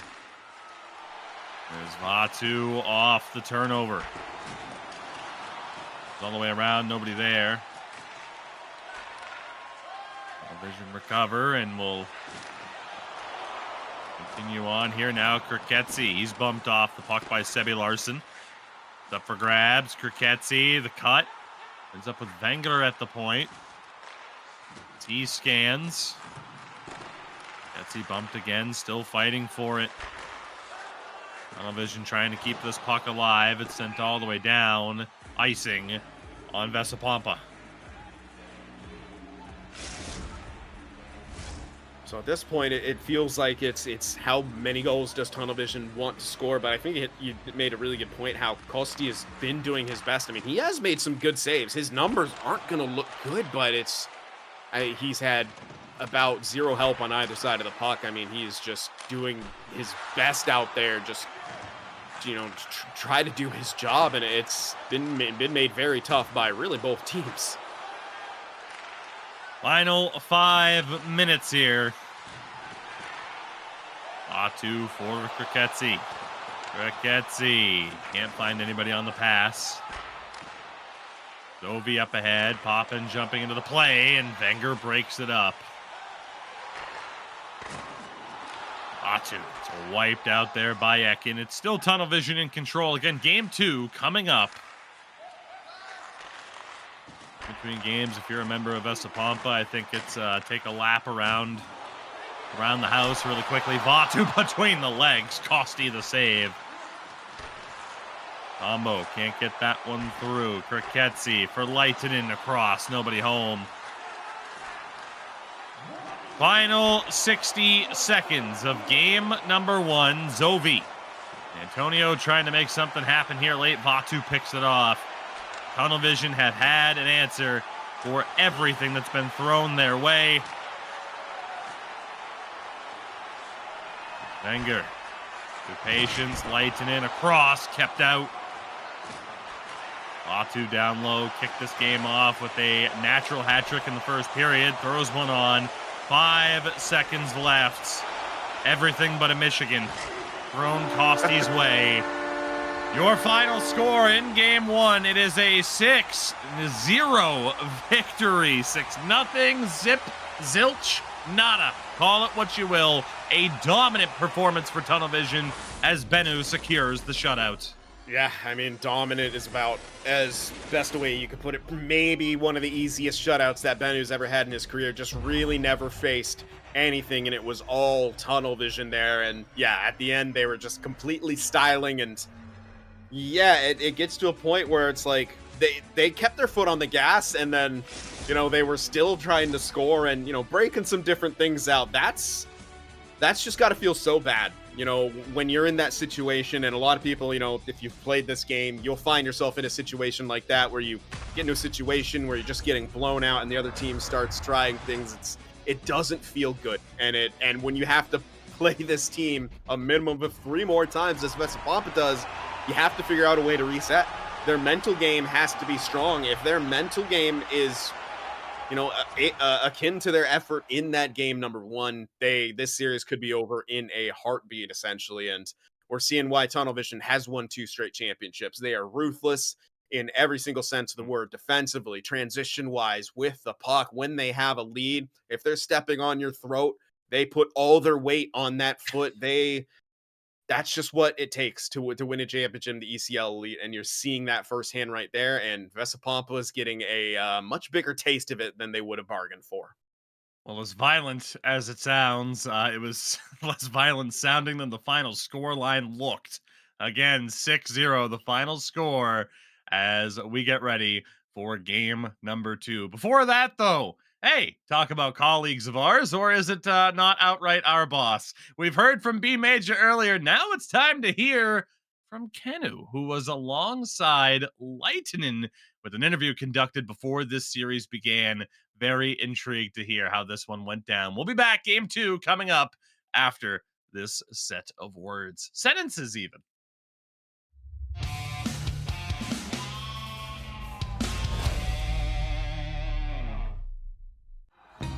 Minkä päällä lakukastike maistuu parhaalta? Ei voi tietää, ellei kokeile. Kouvolan lakritsi.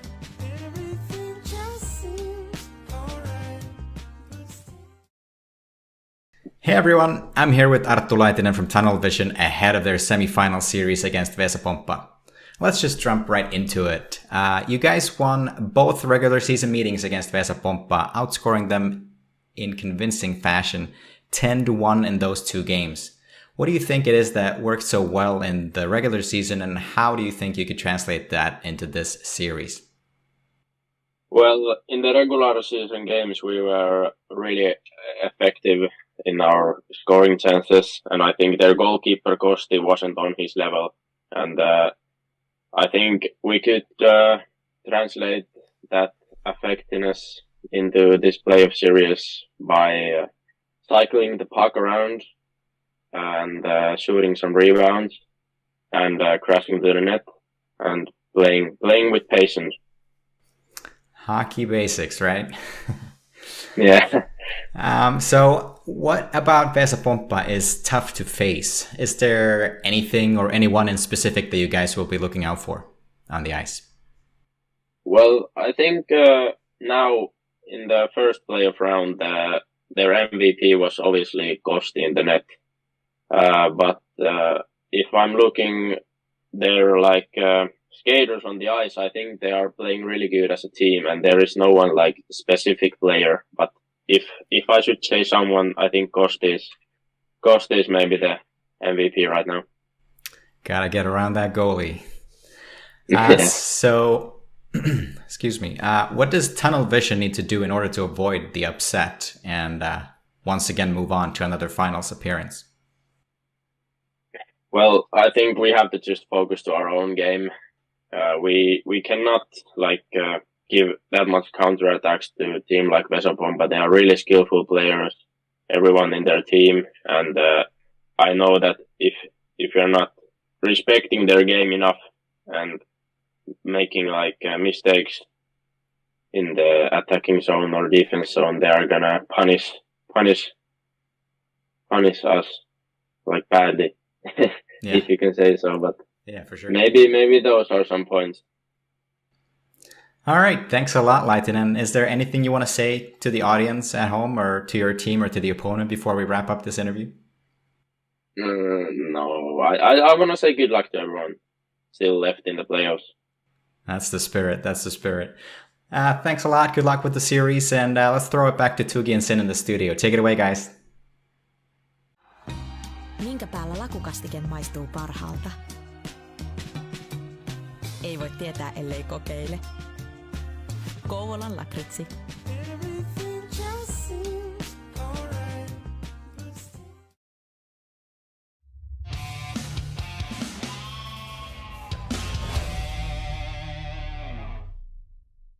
Well, a big thank you there to the very handsome, dashing, outright jacked Kennu and Leitinen as well. He was a part of that too. I was very distracted. Good luck with that raise, Tugi. I wish you the best.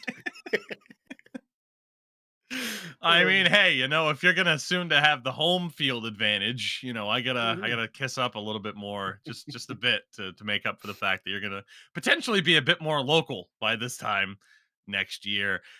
Sin, that said, we're gonna get a look here at some of the highlights from that game, and something that Leitinen mentioned was the idea of hey, Vesa Pompa is a team that can punish us for our mistakes. Well, there weren't too many mistakes for Tunnel Vision in that first game.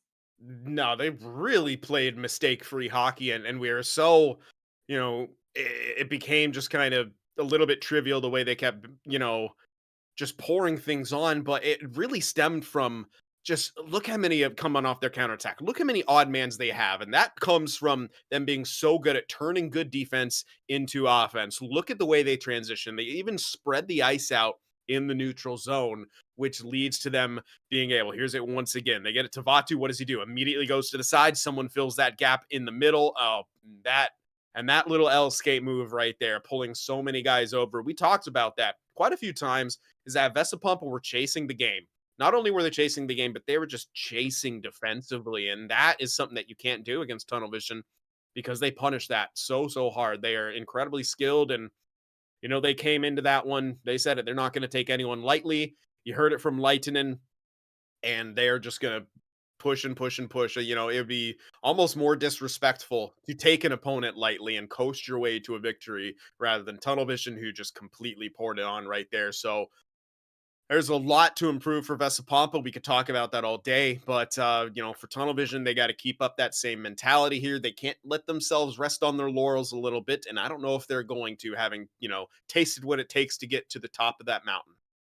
It can't get much worse for Vesa Pompa. You know, I mean, you're playing with house money at this stage now. Of course, the prediction is still live in chat. You got a chance. There are some people trying to get the big underdog points on the Vesa Pompa bets. We'll see what happens in this one, though. Again, a reminder, the 2 series that you have seen featured on broadcast tonight continue this upcoming Wednesday and Thursday, games 3 up through potentially 7. We will cover the series to their conclusions.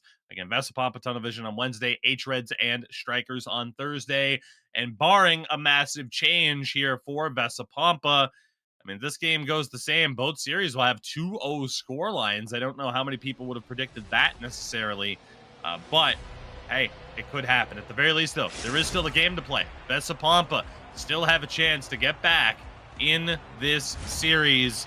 But as Sid mentioned, for Tunnel Vision right now, it's a matter of getting off to another hot start and doing what they do and really just kind of taking away that hope and optimism that is already suffering massively for the Vesa Pompa side of things, I would imagine, after a very, very rough game 1. Tunnel Vision and their road whites, they are right back in on the attack here. Contact there. Wenger able to pick it up. More physicality here from Vesa Pompa. Here's Vatu across. Nearly found Kriketsi. Combo back to Vatu. Wenger again. Vesa Pompa struggling to find any sort of speed or space to get that puck out.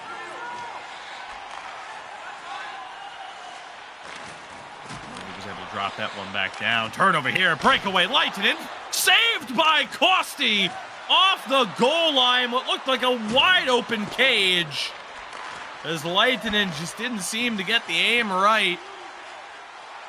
And there's your wake-up call for Vesa Pompa if game 1 didn't already serve as that. Tunnel Vision back in control. Vatu bumped off the puck there by Sebi Larson. Well done.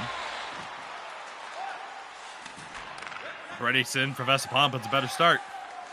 Yeah, they haven't surrendered a goal yet. That was such a massive save by Kosti. I mean, you know, positionally not sound, but he was able to keep that out, and that is huge. Vatu for Kriketsi. Couldn't get the shot off. Vatu again down low. Gets back to the point. Wenger. E-to-D for Tombo. Can't get the shot through. Space, perhaps. And just couldn't settle down. Numbers here, though. Sebi Larson stepping in. That's back towards the point. Working along that half wall. At the point yet again. Sent back down by Ekin. Gets it back. They score! Vesa Pompa strike first in game number 1. Tremendous work from Ekin and Sebi Larson. I mean, how big does that save from Kosti look right now? That is exactly what Vesa Pompa need to do. They didn't try to force anything. They kept it smart. They played to the outside. They took the open pass, and they just slowed it down a fraction. And that's what they have to do. You know, if you try to force things against Tunnel Vision, they will eat you alive. We continue on here.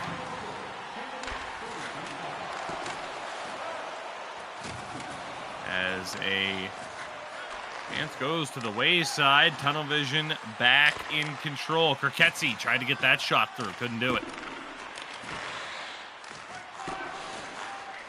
Again, Vesa Pompa striking first here in game 1, their first goal of the series. Antonio Madden looking to make it 2, had it poked away. Hit the side of the cage at the last second. Some promising stuff here from Vesa Pompa early, but now here's Vatu between the legs. Tried to go back in front. Couldn't get the pass. Antonio Tried the same thing. Couldn't get around Tombo. Lehtinen, low shot, and Kosti makes the save. And we've seen a couple times instances of tunnel vision with tiny little bit of mistakes here that Vesa Pompa are starting to jump on and start to get their own transition game going. And that's could be, you know, the deciding factor. We heard Lehtinen talking about it in the interview with Kennu right there as Kosti fights that one off. That's what they have to avoid. There's insanely, you know, good individual skill on this Vesa Pompa squad where if you give them that space through mistakes, they can capitalize. Ketzi back for Tombo. 3 minutes left here in the first period. Ketzi for Lehtinen. Job there by Vesa Pompa, but they can't get the puck back. One timer from Wenger. Kriketzi has a penalty called. You saw it there. Ekin wiped out Lehtinen. I'm going to guess by accident, of course. Vatu denied on the short side. Another big save by Kosti. Extra attacker out. Bennu to the net front. Wenger to Tombo. Tombo's shot blocked. 20 seconds left in the period. Kriketzi turns it over. And with 8.7 on the clock, Tunnel Vision go to the power play. Ekin off to the box. Yeah, he absolutely destroyed Lehtinen right there. Either thinking the puck was going to him or misinput or just missing his target. As, yeah, again, you can see it the way it sort of happens right there, aiming for someone else, and closest guy gets the contact. Here we go. One opportunity for Tunnel Vision, perhaps, if they win this face-off, and they do. Lehtinen to Wenger, back to Lehtinen, tried to go across, crucial pickoff for Sebi Larson in the first period goes in favor of Vesa Pompa. The lone goal to kick things off, Sin. I mean, hey, it's a good start, but they still got a ways to go. Yeah, they really do. Tunnel Vision, what I'm seeing right now, though, they're kind of getting caught in a little bit of that trap of trying to make those really, really high percentage plays happen. And the more you do that, it can eventually work, yes. But there's times when the other team can just pick off anything and everything. And they were doing that quite a bit right there. Now, Tunnel Vision, obviously, the large advantage in time on attack. Not a ton of shots quite yet. Maybe like to see them shoot a bit more on the tail end of this power play as the second period begins. The one shot the Vesa Pompa has, they're able to capitalize on. It's a great play. And it was a bit of a misread defensively by Tunnel Vision. As you see right there, 3 guys essentially in the vicinity of the one guy on the back door, and no one picked up Ekin kind of cutting across that middle right there, which gave that passing lane and, more importantly, the shooting lane for him to bury it. But for Tunnel Vision here, you know, I don't want to see them get caught in the trap that we've seen them get caught in of trying to go for things that are too pretty, too perfect, too high quality, is just put that puck on net. You're only down by 1. 90 seconds left here on the man advantage. As always, the action continues on here. It is brought to you by our lovely friends at Kovalon. Blocker game number 2 of this semifinal best of 7 here in the ECL's top tier, the Elite Division. Tunnel Vision are our 2-time defending champions. They have made it to 3 straight finals, losing in the summer of 2022 to hREDS. But since then, it was a learning experience that has, really catapulted them to tremendous success, of course, throughout NHL 23, and they're hoping to maintain that throughout NHL 24. They were the number 1 seed. They are trailing 1-0 here. Early in the second is Ekin. Antonio, Zovi to popping at the point. Good movement here, but maybe a bit too much. They were finding success in game 1 offensively in terms of getting low shots on net. I'd like to see more of that. Get some scrambles in front, rebounds, and find a way to make Tunnel Vision sweat a little bit. They are in the attacking zone here, though. Wenger. Nowhere to go. Still fighting for it. Still has it. Gets it down low. Great work there. Kriketzi bumped off the puck. Zovi stepping up. Into the corner. Goes down low for Antonio. The deep pass. Shot deflected for Ekin. Somehow didn't find the back of the net. But another good look for Vesa Pompa. Yeah, it really was. And now Tunnel Vision, the team, having some trouble getting into the offensive zone and establishing themselves.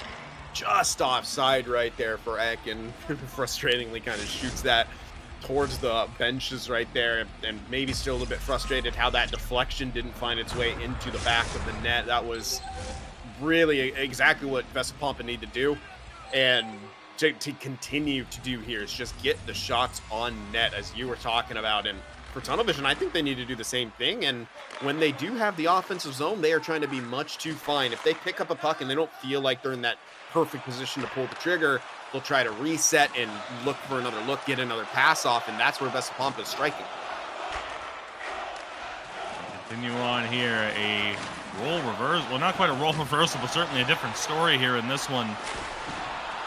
Just the one goal, another save there by Costi. Two just drastically different games to the first half. And this is kind of, I think, what Vesa Pompa feels comfortable playing in, these kind of lower scoring games where, you know, both teams are kind of neck and neck, a lot of kind of back and forth. Lightning in control, but only momentarily. Vesa Pompa to the attacking zone. Sebi Larson. Deep pass. Poppin', looking. Good shot. Bennu able to make the save, though. Made the most of the shooting lane that was there. Combo to Kriketsi. Kriketsi for Vatu. Couldn't hold on to it.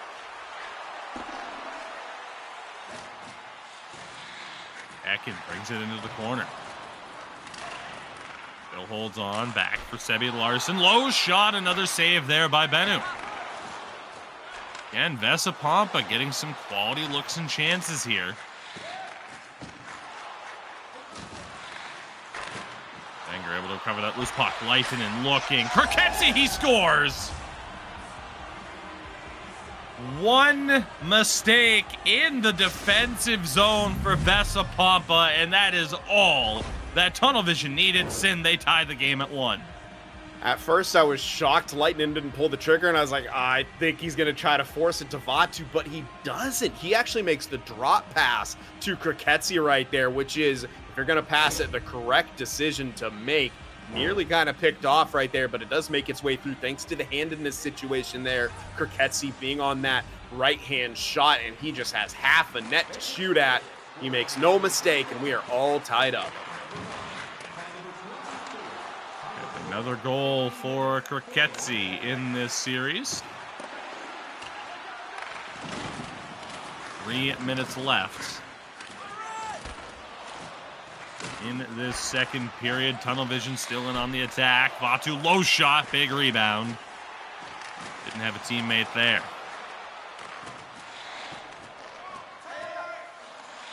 Finger in control. Final 90 seconds now.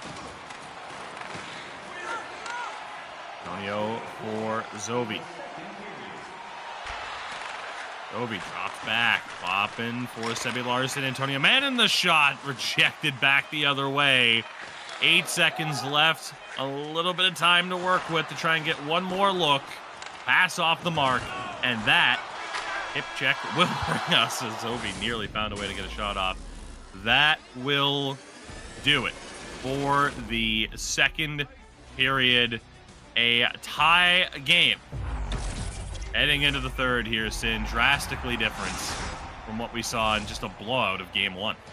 Yeah, and it started out the way Vesa Pompa needed it to. They got that first goal, and that would kind of calm them down a little bit, and finally was able to sort of put Tunnel Vision slightly onto the back foot. Now, they do have the numbers advantage and things like that, but it took till really the second half of that period for Tunnel Vision to start doing what I think they needed to be doing, was just pulling the trigger a bit more, not trying to be too precise. Did lead to them getting that tying goal eventually here. And for Vesa Pompa, now you need to start pushing back here. You know, they've gotten some decent chances. They've taken some good point shots, and I want to see them continue that. especially when they're able to gain the line, because they've had some close calls from that. And I think that's what they're going to have to do against this tunnel vision team, where seemingly those quality chances are going to be few and far between. Third period underway. A 1-0 series lead for Tunnel Vision as they look to take that commanding 2-0 heading into the continuation of this series. Again, this upcoming Wednesday. Finish this off, and again, our other semifinal between Straikers and hREDS will be wrapped up on Thursday. Of course, a lot going on here at SportsGamer, not just the elite playoffs, our other tiers as well. Talked about that on the wraparound before things went live. I'm sure that'll be up on the website, or of course the SportsGamer GG YouTube channel as well. Make sure to check it out. If you haven't already, subscribe. Leave a like. I don't care what you do with the bell, though. As Wenger in control. Up ahead for Vatu. Space here. Numbers, but a good pick off by Stebby Larson. Neo Manning over the blue line here for Vesa Pompa now. Ekin for Zovi. Tries the cutback. Didn't have the space. Combo turns it over. Poppin' shot in a dangerous situation there for Bennu, but he's able to find it and cover.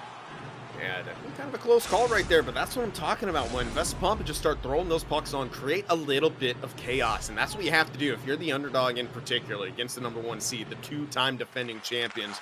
Got to create chaos and havoc in front of the net, and Vesa Pompa continuing to throw those pucks on, and it's not only that, they're near full pressure right there. They win this next face-off, they have that locked in. That's when you can start to cycle it a little bit more, because Tunnel Vision not going to be able to push you as hard into the corners and get those bodies on you as often. Face off here, full pressure for Vesa Pompa. Pop in though, can't hold on to it, but a penalty's called. And what a break it is for Vesa Pompa. Leitinen gets called for the cross check on the hit. RN Jesus on the side of Vesa Pompa, as they'll go to a power play where it could have been a breakaway down the other way. It absolutely could have been. One could argue should have been too. You have to move that puck quicker. 25 seconds off the full pressure. Ekin scores! Fortune shining upon Vesa Pompa. They regain the lead. It's 2-1. I mean, break after break right there. He jumps on the face-off, giving the free win to Tunnel Vision. And it was weird. It was just bouncing puck right there as he just shifted over, and then he gets the shot away before he takes the body from Tombo. And that is just a series of very fortunate events for Vesa Pompa, but that's what you have to do. If you get those opportunities, you have to capitalize. That's what it takes to win at this level. Vesa Pompa did just that. 1-goal lead. But Tunnel Vision back in on the attack. So here we go. 12 minutes now. Vesa Pompa up by 1. Trying to battle back into the series. And a huge save by Bennu. And remember that one if Tunnel Vision take game 2. Outstanding save. That was massive right there. What a tic-tac play coming from Vesa Pompa on the transition as well. We're finally starting to see that high skill level break through. It's into the slot there and into the crease by the end of it. Bennu will track that one down and cover.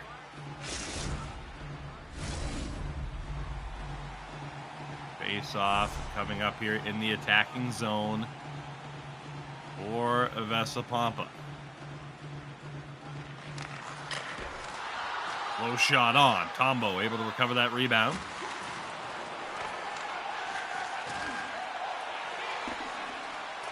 Pass off the mark. Halfway through this period. Again, a 6-0 final in game 1. Couldn't get the pass up ahead for Antonio.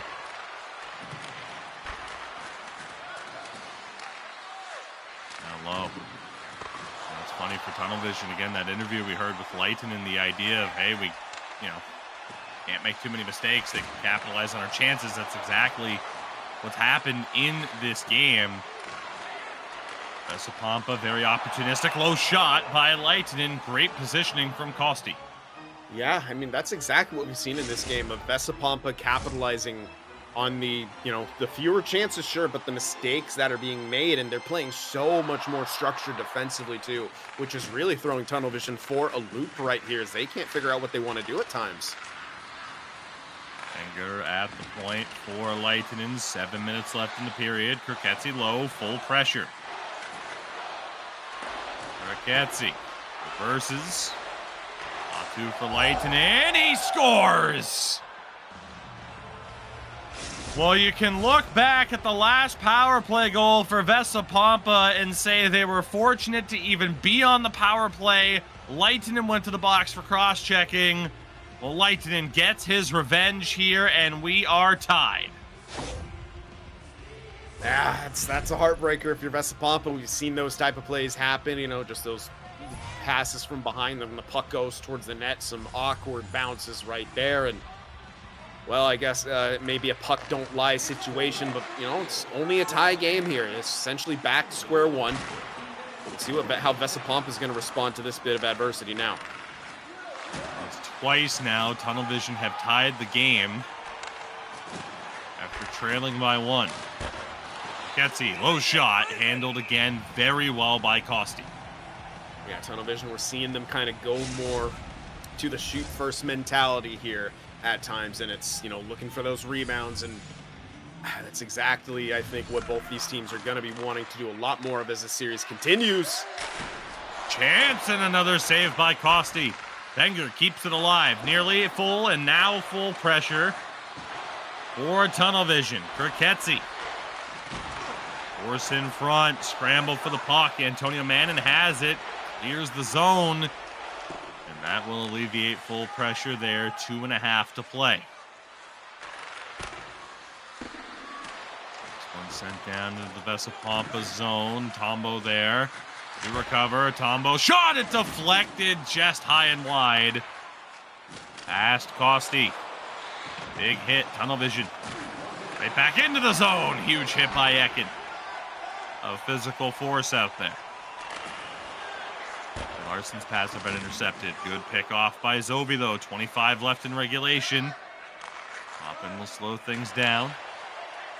Working with Sebi Larson. Antonio, nowhere to go.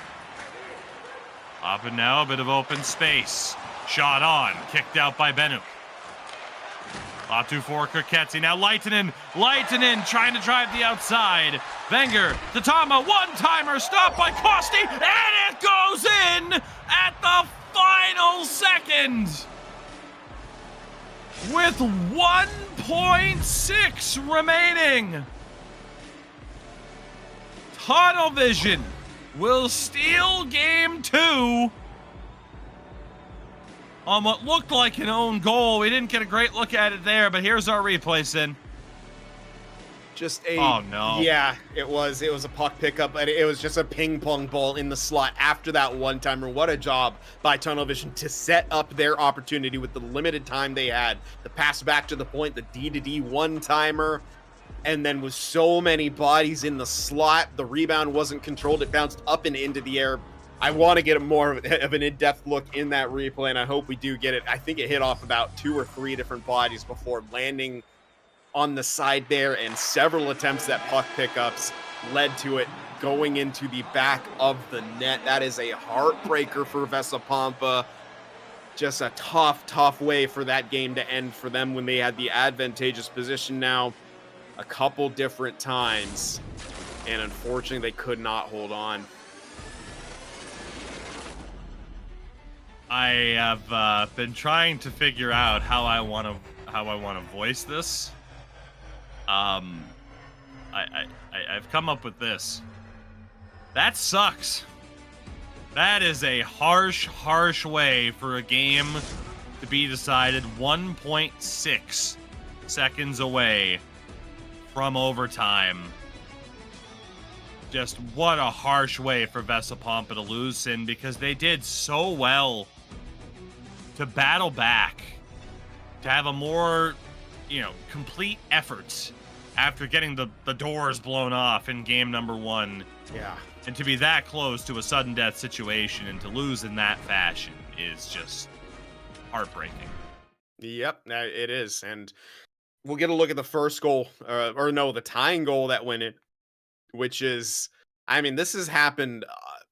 Oh man, it was actually a puck pickup. Oh, I thought it was twice. Oh no, God. I thought it was actually off the goaltender's pad and straight in, which we've seen a bit more of. But yeah, it's the dreaded puck pickup that doesn't. Oh my God, goodness. Man, if I'm Ekin, I'm going to bed right now. This is just not your day. Because we get a better look at it. Oh man. No. Oh, man. I mean, there's no way to sugarcoat it at this point and be like, well, you know, there's like, no, it's a shame. It is a shame to see a game decided in that way. It is. You got to look there at the goal from Ekin earlier in the game. Turns out he was quite effective in terms of goal scoring, just not always on the opposition's net. Sin, a rough end to what was a very entertaining first set of games here to kick off the semifinal. Again, a reminder for everybody, we will be back on Wednesday and Thursday for the conclusions to these series. Vesa, Pompa, and Tunnel Vision pick it back up on Wednesday as Tunnel Vision have a 2-0 series lead upon those two games. And again, for Vesa, Pompa now, I'm intrigued to see what the approach is on Wednesday. Again, they did well in game 2, but it just didn't go their way. Yeah. And yeah, it's unfortunate. And now that game 1 kind of, getting the brakes beaten off of them is the only way to really put it. It looks so much bigger now too, because of the way that next game goes. Is you're now facing a 2-0 hole, whereas they would have had a chance to maybe get that 1-1 split, and you're in so much of a better position right there, a breath of life. But you've just given that number 1 seed, 2-time defending champions, the stranglehold on the series this early on. And maybe the biggest surprise is the Straikers hREDS matchup in favor of hREDS 2-0, where could have easily been 2-0 for Straikers or a 1-1. They just couldn't close out a game, and they couldn't find that overtime victory. It's definitely not how we expected the semifinals to start out, but that's what we've come to expect at the ECL. Whatever you think may happen, the complete opposite could happen. There's going to be some drama. There's going to be some fireworks. And in this case, that was a little bit of craziness to wrap up the day. Well, with that, everybody, we hope to see you later on this week. A big thank you for watching and supporting us here at SportsGamer. We will see you on Wednesday for the continuation of our Elite Division playoff coverage. Until then, take care, and we'll see you next time.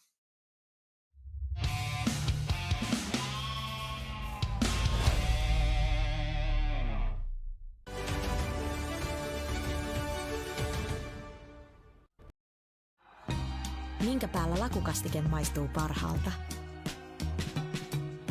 Ei voi tietää, ellei kokeile. Kouvolan lakritsi.